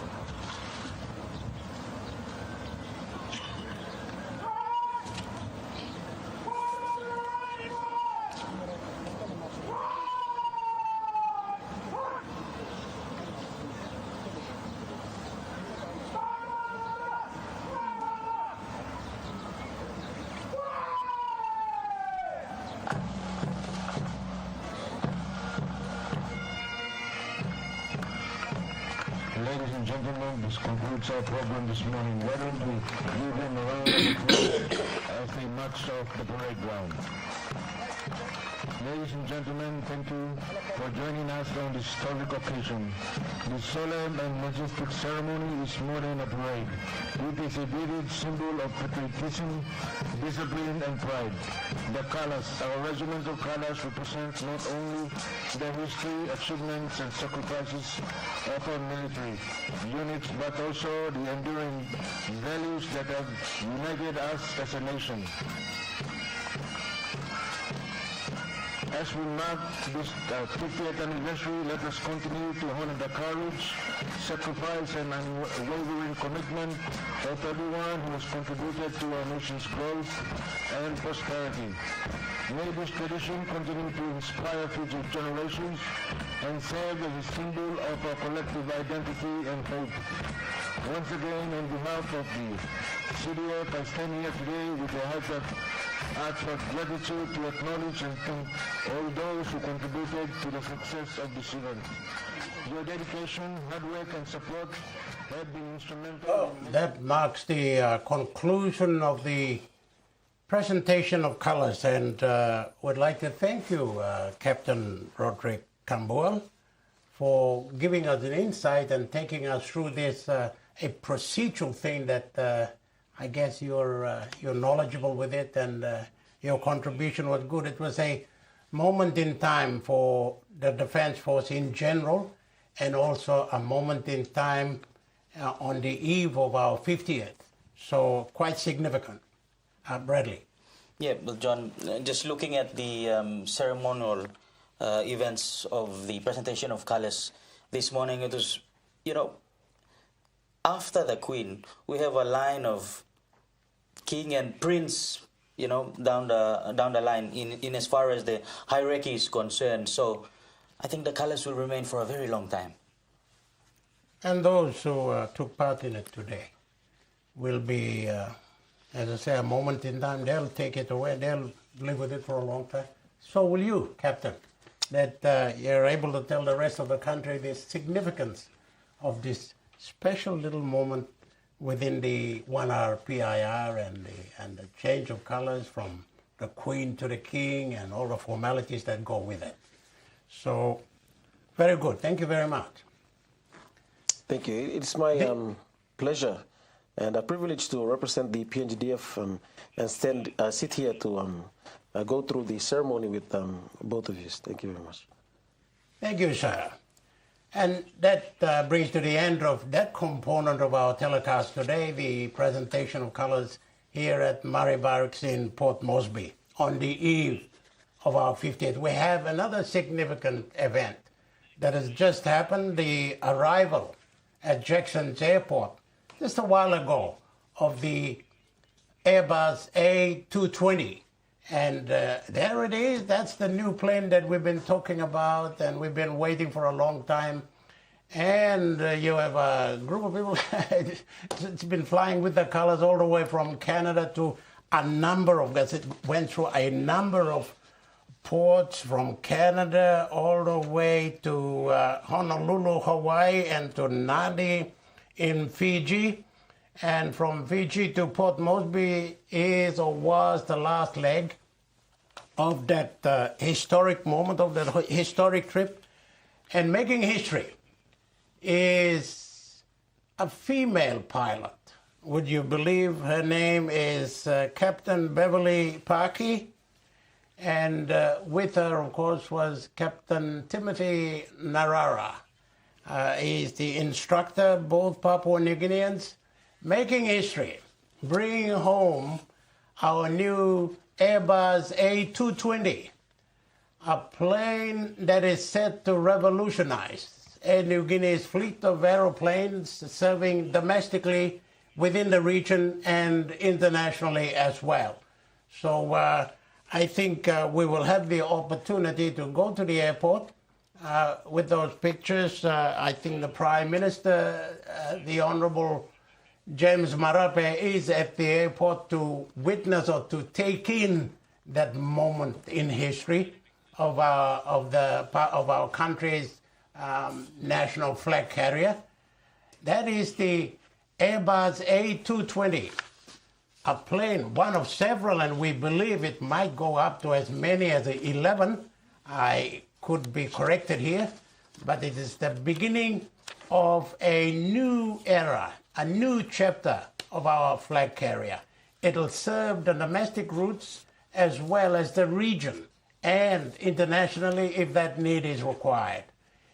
The Airbus A220 is a modern aircraft. It is, we are told, fuel efficient, at least 30% fuel efficient. and its range is also about 30 plus efficient. So all that efficiency at the end of the day will hopefully reduce the airfares that many travelers tend to really complain about. They complain about airfares, but they have to understand the unique circumstances under which our flag carrier operates in Papua New Guinea. It is a difficult country to operate in, and Air New Guinea has that difficult task of not just providing a reliable, safe, and regular continuous service, but also make it safe, and also a sense of pride and sovereignty. All of those considerations come into play.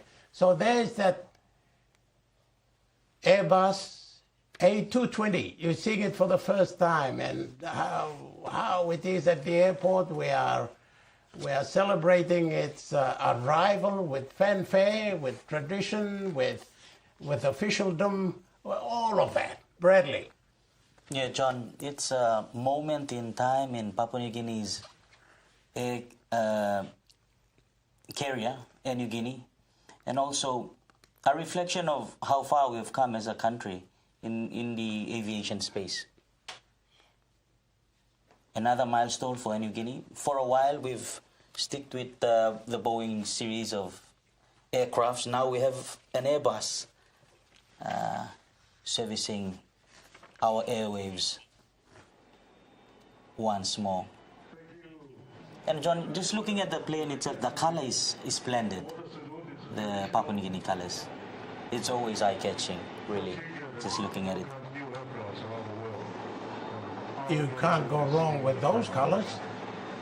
And the other significant historical moment right there is that it has flown all the way from Canada, flying to a number of countries, to Honolulu, Hawaii in the United States, and all the way to Fiji and at Nandi Airport.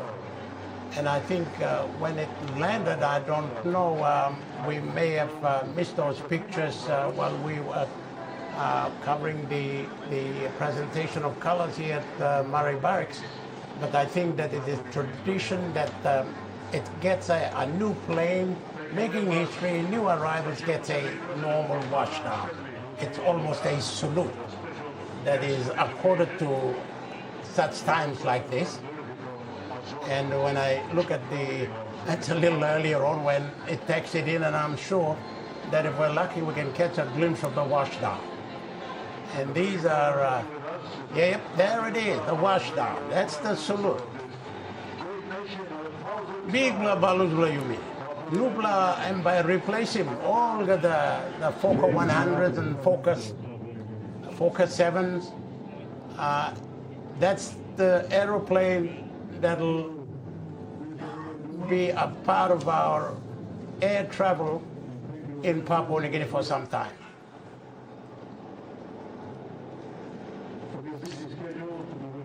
And these are pictures of the plane landing in Nandi, Fiji, John.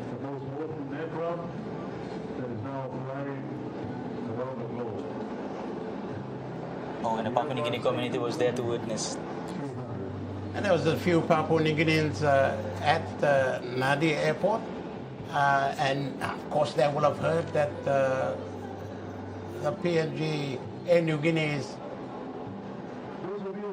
Airbus A220 is making a stop in Fiji, so why not get the opportunity to be part of that proud moment. And that's another shot of the plane taking off from Nadi in the early hours of this morning, heading for Port Moresby, the final leg. And there is the person we're talking about, Captain Beverly Paki, the pilot who hails from Enga province. And the way I saw at the airport, there are a number of Enga ladies who are proud of their Tusa Blongol, Sister Blongol. She's the captain of that Airbus A220, Air New Guinea's first of the fleet of replacement fleet of aircraft, which we will see a number of as time goes on. And on its arrival, a number of officials were at the airport, no doubt, government people as well as those in the aviation industry and in business, and will have accepted the arrival, and of course part of the group over there, just taking in that moment of excitement, history in its making. Two significant events happened today, two very important moments on the eve of our 50th, the presentation of colors at Murray Barracks in Port Moresby. Quite significant. And then on this day, we take delivery of the first of a number of aeroplanes, the Airbus A220, and there is also at least two Boeing Dreamliners. These will do the international routes. We will hear more about that as they come to stream. But there it is in front of your screen. En balus lo yumia, em companies, Nupala, Bayubla looking lo Rabal, Bayubla looking lo Hagen, lo Lay, lo Wiwek, lo Manus, all Gadablo country. It will serve the domestic routes as well as the regional routes. And I mean regional, maybe it'll fly to Vanuatu, fly to Honiara, even back to Nadi, Bradley. Yeah, John, just looking at the pictures from the airport, that aeroplane is quite big. It's quite big, and I'm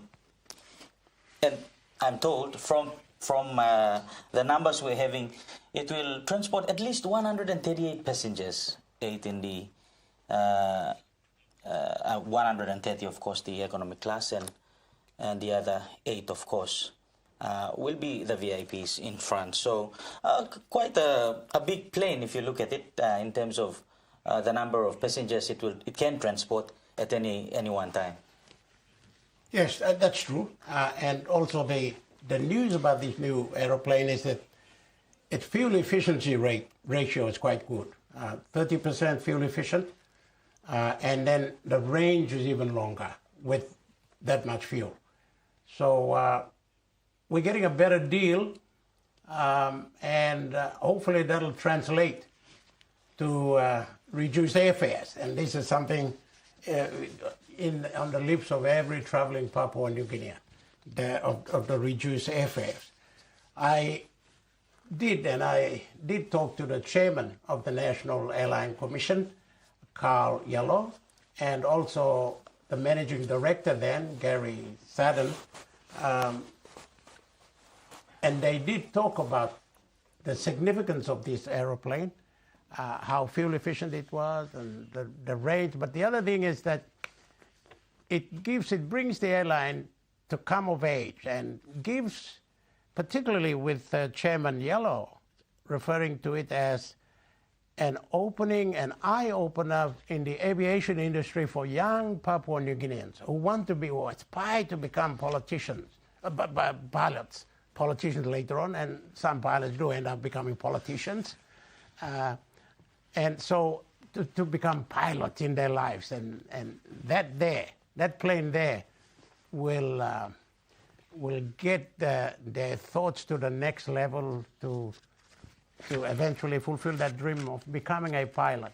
And particularly ladies, how often is that anywhere in the world, in a country like ours, that a female excels and makes history in bringing in a sophisticated aeroplane all the way from Canada into Papua New Guinea? Bradley.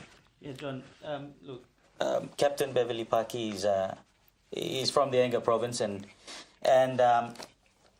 you know, the name Paki is a well-known name here in Papua New Guinea in many sectors of the country, their contribution to education especially, and Captain Beverly Paki is a very vocal and educated person from Enga province, and I take it that a good friend of mine, Major Ray Paki, is also from the Paki family, is watching this right now. He's been following the broadcast. So Shout out to the family for contributing to nation building and this country as a whole.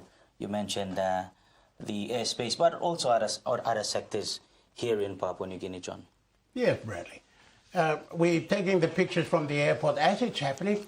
And for the moment, we're told that the Prime Minister, well, here's some pictures, the Honorable William Duma, Minister for State Enterprise. And by the way, State Enterprise, Air New Guinea is part of the state-owned enterprise. So the Honorable William Duma, as Minister responsible, is at the airport, the Prime Minister, and there is Professor David Kavanamur, and the Chief Secretary to Government, Ivan Pomalau, with a number of other government officials at the airport. The procedure here is for the Prime Minister to walk up on those steps and to knock on the door, and for those who are inside to open the door. It's a little ceremonial gesture. And we've got, I think, it looks like the Cardinal, Sir John Ribbett, has gone up there to welcome home this plane with a blessing. And why not? We are a Christian country. These formalities are always part and parcel of moments like this.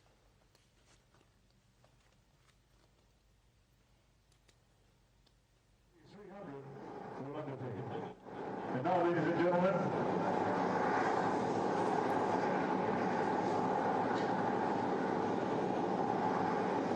coming to a very symbolic moment as well too, but we'll let the Cardinal bless the aircraft first.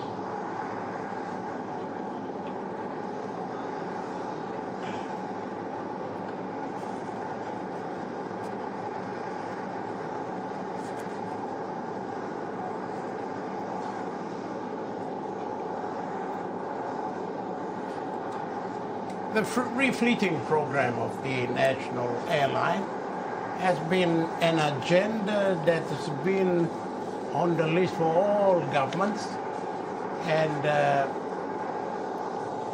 as things happen, it comes to fruition under the watch of the Marape Rosa government. Knowledge and skill which you bestowed upon your people. Today we gather with gratitude to bless this new Airbus A220 aircraft entrusted to serve the people of Papua New Guinea and beyond. Lord, we ask your blessing upon all who will operate this aircraft, the pilots, the crew, the engineers and staff. Grant them safety, clarity, and diligence in their duties. Protect all passengers who will travel on this plane. May their journey be safe, peaceful, and fruitful.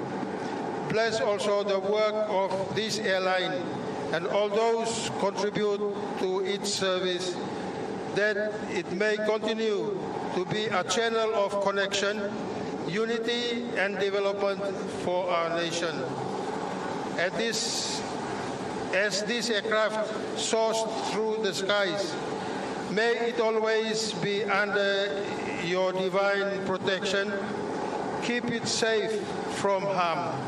Shield it from change, from danger, and guide it through clear and peaceful skies.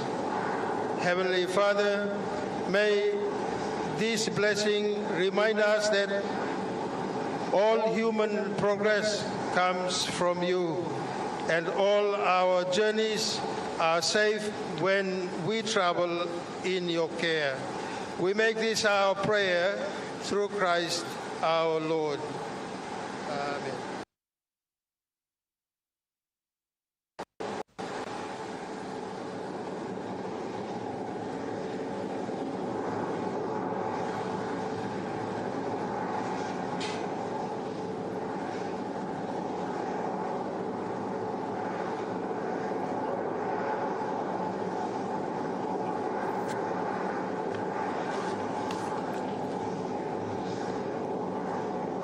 And now, ladies and gentlemen, we'll come to a symbolic moment.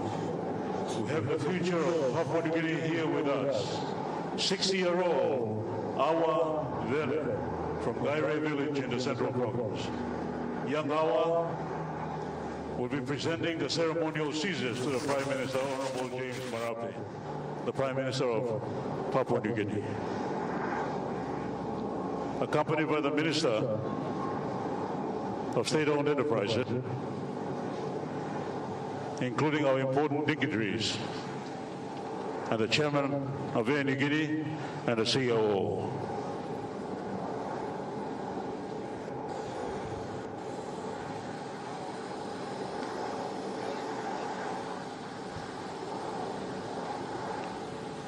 Young Awa will now present the ceremonial Caesars to the Prime Minister, Honorable James Marape, the Prime Minister of Papua New Guinea. Cut the ribbon to officially commission Air New Guinea's very first Airbus A220-300 aircraft. The Prime Minister will now knock on the door. This is traditional. The door will now be disarmed, and they will open the door. The door is now opening. Thank you, Prime Minister, Honorable James Marape. And here comes Captain Beverly Paki. Thank you, Captain. And also Captain Timothy Narara.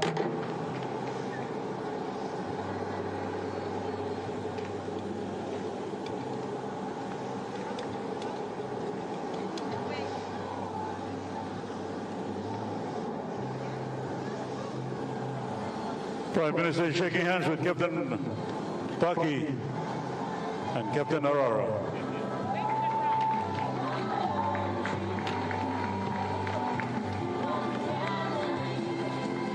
The Prime Minister will now cut the ribbon. I'll hand the microphone over to the Prime Minister. All right, well, Captain Paki and Captain Narara, what a flight. What a journey home. As both of you have lifted from the port of collecting this first balus in our effort to refleet, we were following your journey closely. It is not just about Air New Guinea or James Marape or Minister Duma, but about the construction and the role Air New Guinea has played since December 1st, 1973.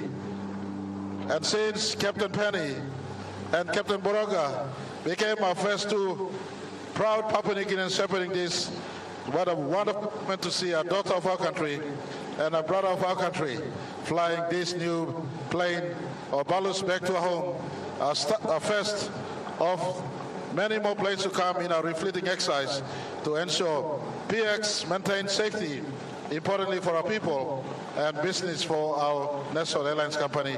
Congratulations to all children of Papua New Guinea who are watching now and far and around. It is your moment. And to every hand in Air New Guinea, past and up till today, I want to say thank you very much for keeping your country proud. This is our moment. This is your moment. God bless us. I cut this ribbon, symbolizing our move into the plane for the first time. Thank you so much. Happy 50th, and Minister Duma and a team at KCA to PX board. And the past management, present caretaker management, what a wonderful story. Thank you, Tomas. It shows we can do it despite many criticisms.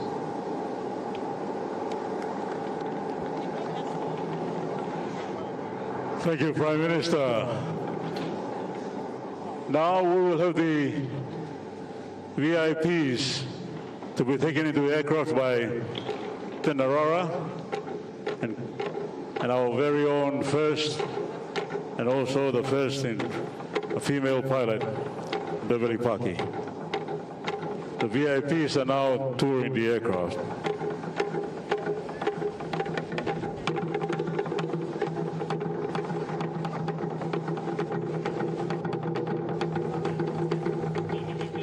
As they are as the VIPs are being taken inside on board the plane and looking at the inside, is a little bit about Captain Timothy Narara and Captain Beverly Parkey. Captain Narara comes from a family of almost pilots. His brother Granger Narara is also a pilot, and I think Pignini Blongem too is also a pilot. So Captain Timothy Narara has flown with the Emirates, and Papua New Guinea needs to know that this particular Papua New Guinean pilot has flown the biggest passenger aircraft in the world with the Emirates.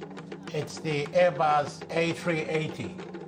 And that's the biggest plane in the world. It is bigger than the 747, and he flew that around the world. So here's the Papua New Guinean that has put his little mark, him in person, but also representing the country, and that is quite significant. And Beverly Parkey from the Anga province, her father is a pilot and very a family that is has made significant contributions to the aviation industry in Papua New Guinea. So these are special people, and their profession, what they do, is technical. It's concentrating, and with advancing technologies, they've got to adapt and educate themselves to that specific field. And they have excelled in bringing home a plane that is the most modern and most sophisticated in the world. And Papua New Guinea, after 50 years, we take delivery of something that is the envy of other airlines in the world. So at least there's something that this country needs to be proud of. And the people of this country need to take ownership and be proud of as well. You know, there are moments like that that surpass all the Belat Blomipla, all the Topnungut Blomipla, all the whatever concerns and we have. That take this in and let's go forward with that. Bradley. Yeah, John, we will live in this country. We were born in this country, and we will probably die here on home soil. So taking responsibility is one thing we're reminded of, and things are happening for this country despite our challenges, and that in itself is one development that is remarkable. Our Prime Minister has events to, so we'll straight into the speeches now.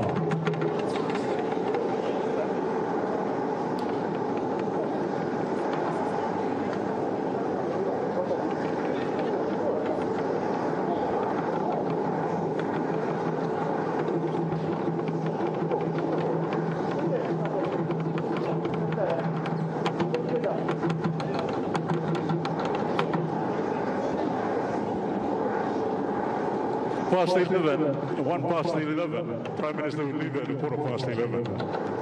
So we'll now proceed to have the Prime Minister deliver his official address and speech for the arrival of the Air Guinea Airbus 220-300.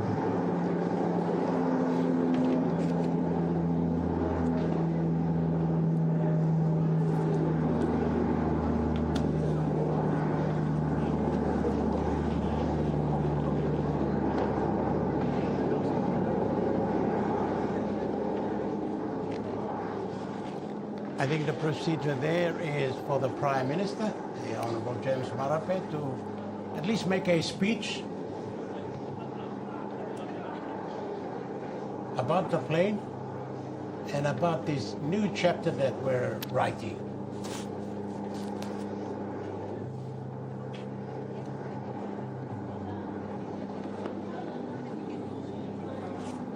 He, of course, was at the airport there with a number of his ministers.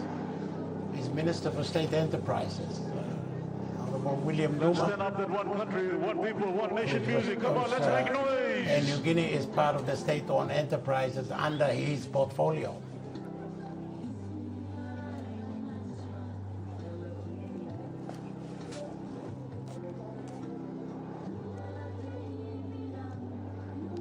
Oh, here's another picture of the washdown. It happened a little earlier on.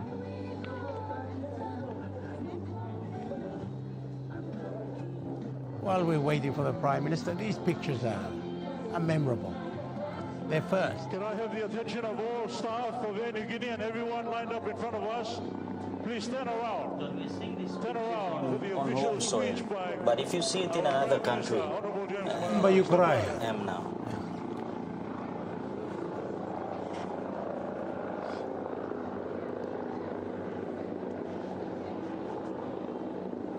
We're still waiting for the Prime Minister. I think he will have toured the inside. He went on board, will have toured the inside, and a look at the layout inside. And as you were saying, Bradley, that plane there will travel to Rabaul, Manus, Ley with a lot more passengers than the Fokker Friendships do today. Given the size of the plane itself, I think that there's good short landing and takeoff capabilities to service our airports in the country. There's a lot of advantages of this plane, yeah, short takeoff and landing capabilities, and fuel efficiency, range, and also comfort, safety. All of those come into the picture. So we will go back to the airport as soon as we get word that the Prime Minister is about to make his speech. On the arrival of this Airbus A220, our new aeroplane that will replace the Fokker Friendships that we have in this country. Not overnight, not by this, but a gradual replacement of the fleet. And eventually we will have, I heard 11, but there is talk about 9 initially, and then maybe progressively reach 11 and even more as the need and the demand requires. So that's the story of the Airbus A220 at Jackson's Airport in Port Moresby today. And this is our live telecast. This telecast is being carried by the 3 television stations of Papua New Guinea, TV1, from which we're coming to you from the hub, MTV TV and NBC TV. So these TV stations are taking this coverage as part of our combined effort to bring to you the events and the activities that are part of the commemoration of our 50th independence, the Golden Jubilee celebrations. So, yeah, that's been quite a task by these 3 television stations.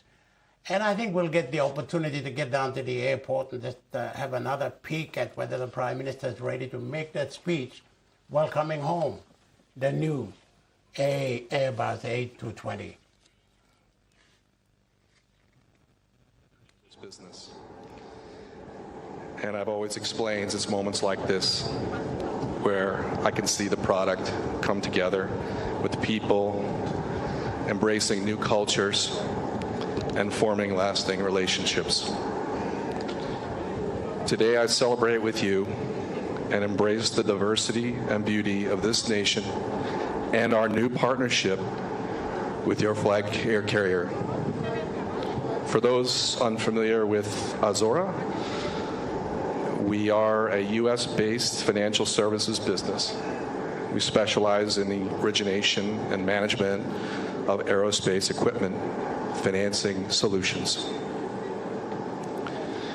Together with our partners at Airbus, Azora is deeply proud to become a key aircraft financier and business partner with Air New Guinea in the delivery of this new Airbus A220, the People's Ballast.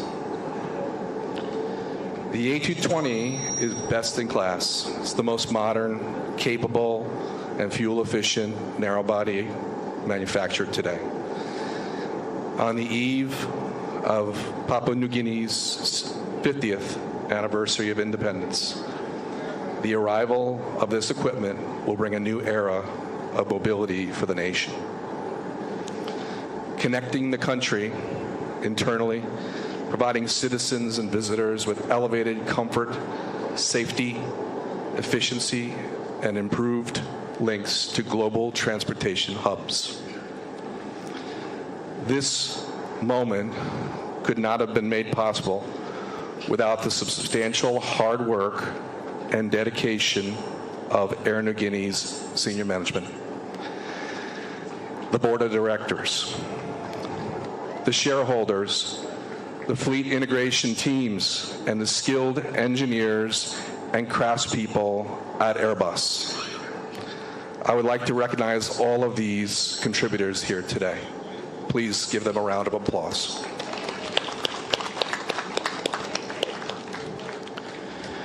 We have every confidence the implementation of this aircraft will drive prosperity, promote economic benefit, and further highlight Papua New Guinea's. It's television. A few glitches there at Jackson's Airport here in Port Moresby. That person on screen that was talking a while ago was the representative from the Airbus company from which we took delivery, or we bought a plane from them. His name is A. Stanley. He was speaking, and there will be a number of other people who will be speaking on stage. No doubt the Minister for State Enterprises and the Prime Minister. So we will go back to them as soon as we get some clear pictures from the airport. Bradley, while there, some input from you, my friend. Yeah, John, look, it's an eventful day for us here in the country. One, we were at Mari Barracks, and number two, we're back at the airport for this important event for the country, the arrival of A20 in the country. And I think to hear from the State Enterprise Minister, William Duma, which will come shortly, and also Prime Minister, is interestingly to tell the country in these very challenging times how we, ferry and to bring this new fleet on board to us here in the country. So for me, that will be an interesting one to see and hear from our leaders, especially from the country in these challenging economic times. This is a live telecast being brought to you by the three television companies in Papua New Guinea, MTV, TV1, and NBC TV. We are we're looking at pictures coming to you from Jackson's Airport here in Port Moresby, the arrival of the Airbus A220, the new plane that is going to refleet our Air Niugini's aging Fokker Friendship fleet. So the first of many has arrived, and it arrived on the eve of our 50th. So how good is that? How good is that? So our studio people are telling me, can we get to the airport to see some more of the speeches? This is live television, and it's I am talking as things are happening at Jackson's Airport. Are we able to get to the airport? Beautiful aircraft we can witness today. It's been such a blessing as we celebrate the 50th anniversary of your country's independence. It's been almost 2 years since we gathered in Port Moresby for the landmark signing for this order. And since that time, we have worked diligently and tirelessly, including training programs with celebrities like your Captain Beverly Paki, your cabin crews, your planning maintenance team, and everyone in Airbus has been working hard. Bit of television again. We'll go for a short break here and fix that little problem for you before we get there for the Prime Minister and the Honourable William Duma's speeches. Go for a break right now.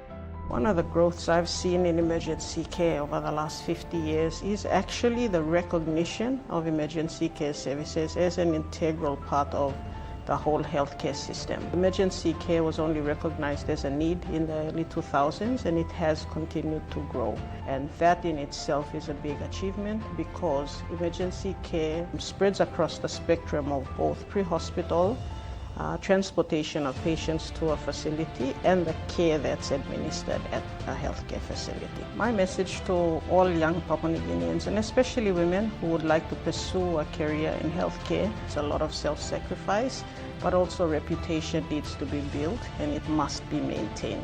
Happy 50th Independence, Papua New Guinea.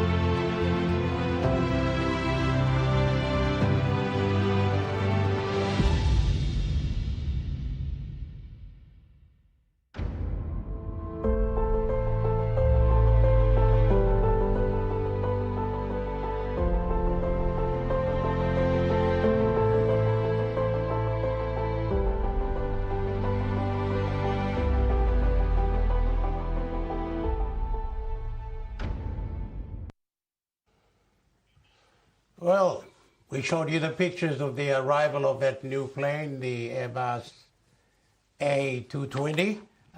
Speeches are going on there, but as demands of television, I suppose, that we have to conclude our telecast at this moment, and this has been a significant day on the eve of our 50th Independence Golden Jubilee celebrations. We had the presentation of colors at Murray Barracks earlier today. Quite a memorable event this morning, and then the arrival of the Air New Guinea, the first of Air New Guinea's refleeting program of Nupla Balusia. Nice through. We will hear more about that, and we will bring you more of that speech by the Minister for State Enterprises responsible for Air New Guinea under his portfolio, the Honourable William Duma, and then of course the Prime Minister, a proud man to go to the airport to welcome this new plane, happened under his watch as Prime Minister and as government on this day. So we'll bring you all of that. But tomorrow is another exciting moment. Exciting, and it is D-Day. We begin with the flag raising ceremony on Independence Hill near the Parliament House here in Port Moresby. That will be followed by the Duke of Edinburgh, Prince Edward, officially opening, and the National Court Complex was open, but he will unveil the plaque and have the courthouse officially opened. And then this will be followed by what organizers are calling the Spectacular at Sir John Guy Stadium, also in Port Moresby, that has a number of events and activities that almost reflect this country, the mood of the country, the traditions, and all this will come together and be captured all in one show. So be prepared for that and look out for that. Bradley, quite an eventful day today. Yeah, John. What stood out for me from the two events that we saw today was one word, and that's pride. Pride of a country, the military, pride of the country, the flag carrier, and New Guinea, the refleeting. So, again, some yumi kumulia na yumi mas so im liglig feda blong yumi so im liglig bilas blong yumi long well. So I think that stood out for me. So a takeaway for all of us in this country, Papua New Guinea. That pride, I think, goes with your necktie as well. Oh yeah, pride of Papua New Guinea. You had that one yesterday. The Prime Minister had his on today. Today. All right, we'll try wear mine tomorrow on the big day. That is the moment of the highest order of pride. Why not? Why not? This is the live telecast provided to you by the combined services of TV1, NBC TV, and MTV. We'll do it again tomorrow morning, early in the morning, so keep an eye out for us. Bye for now.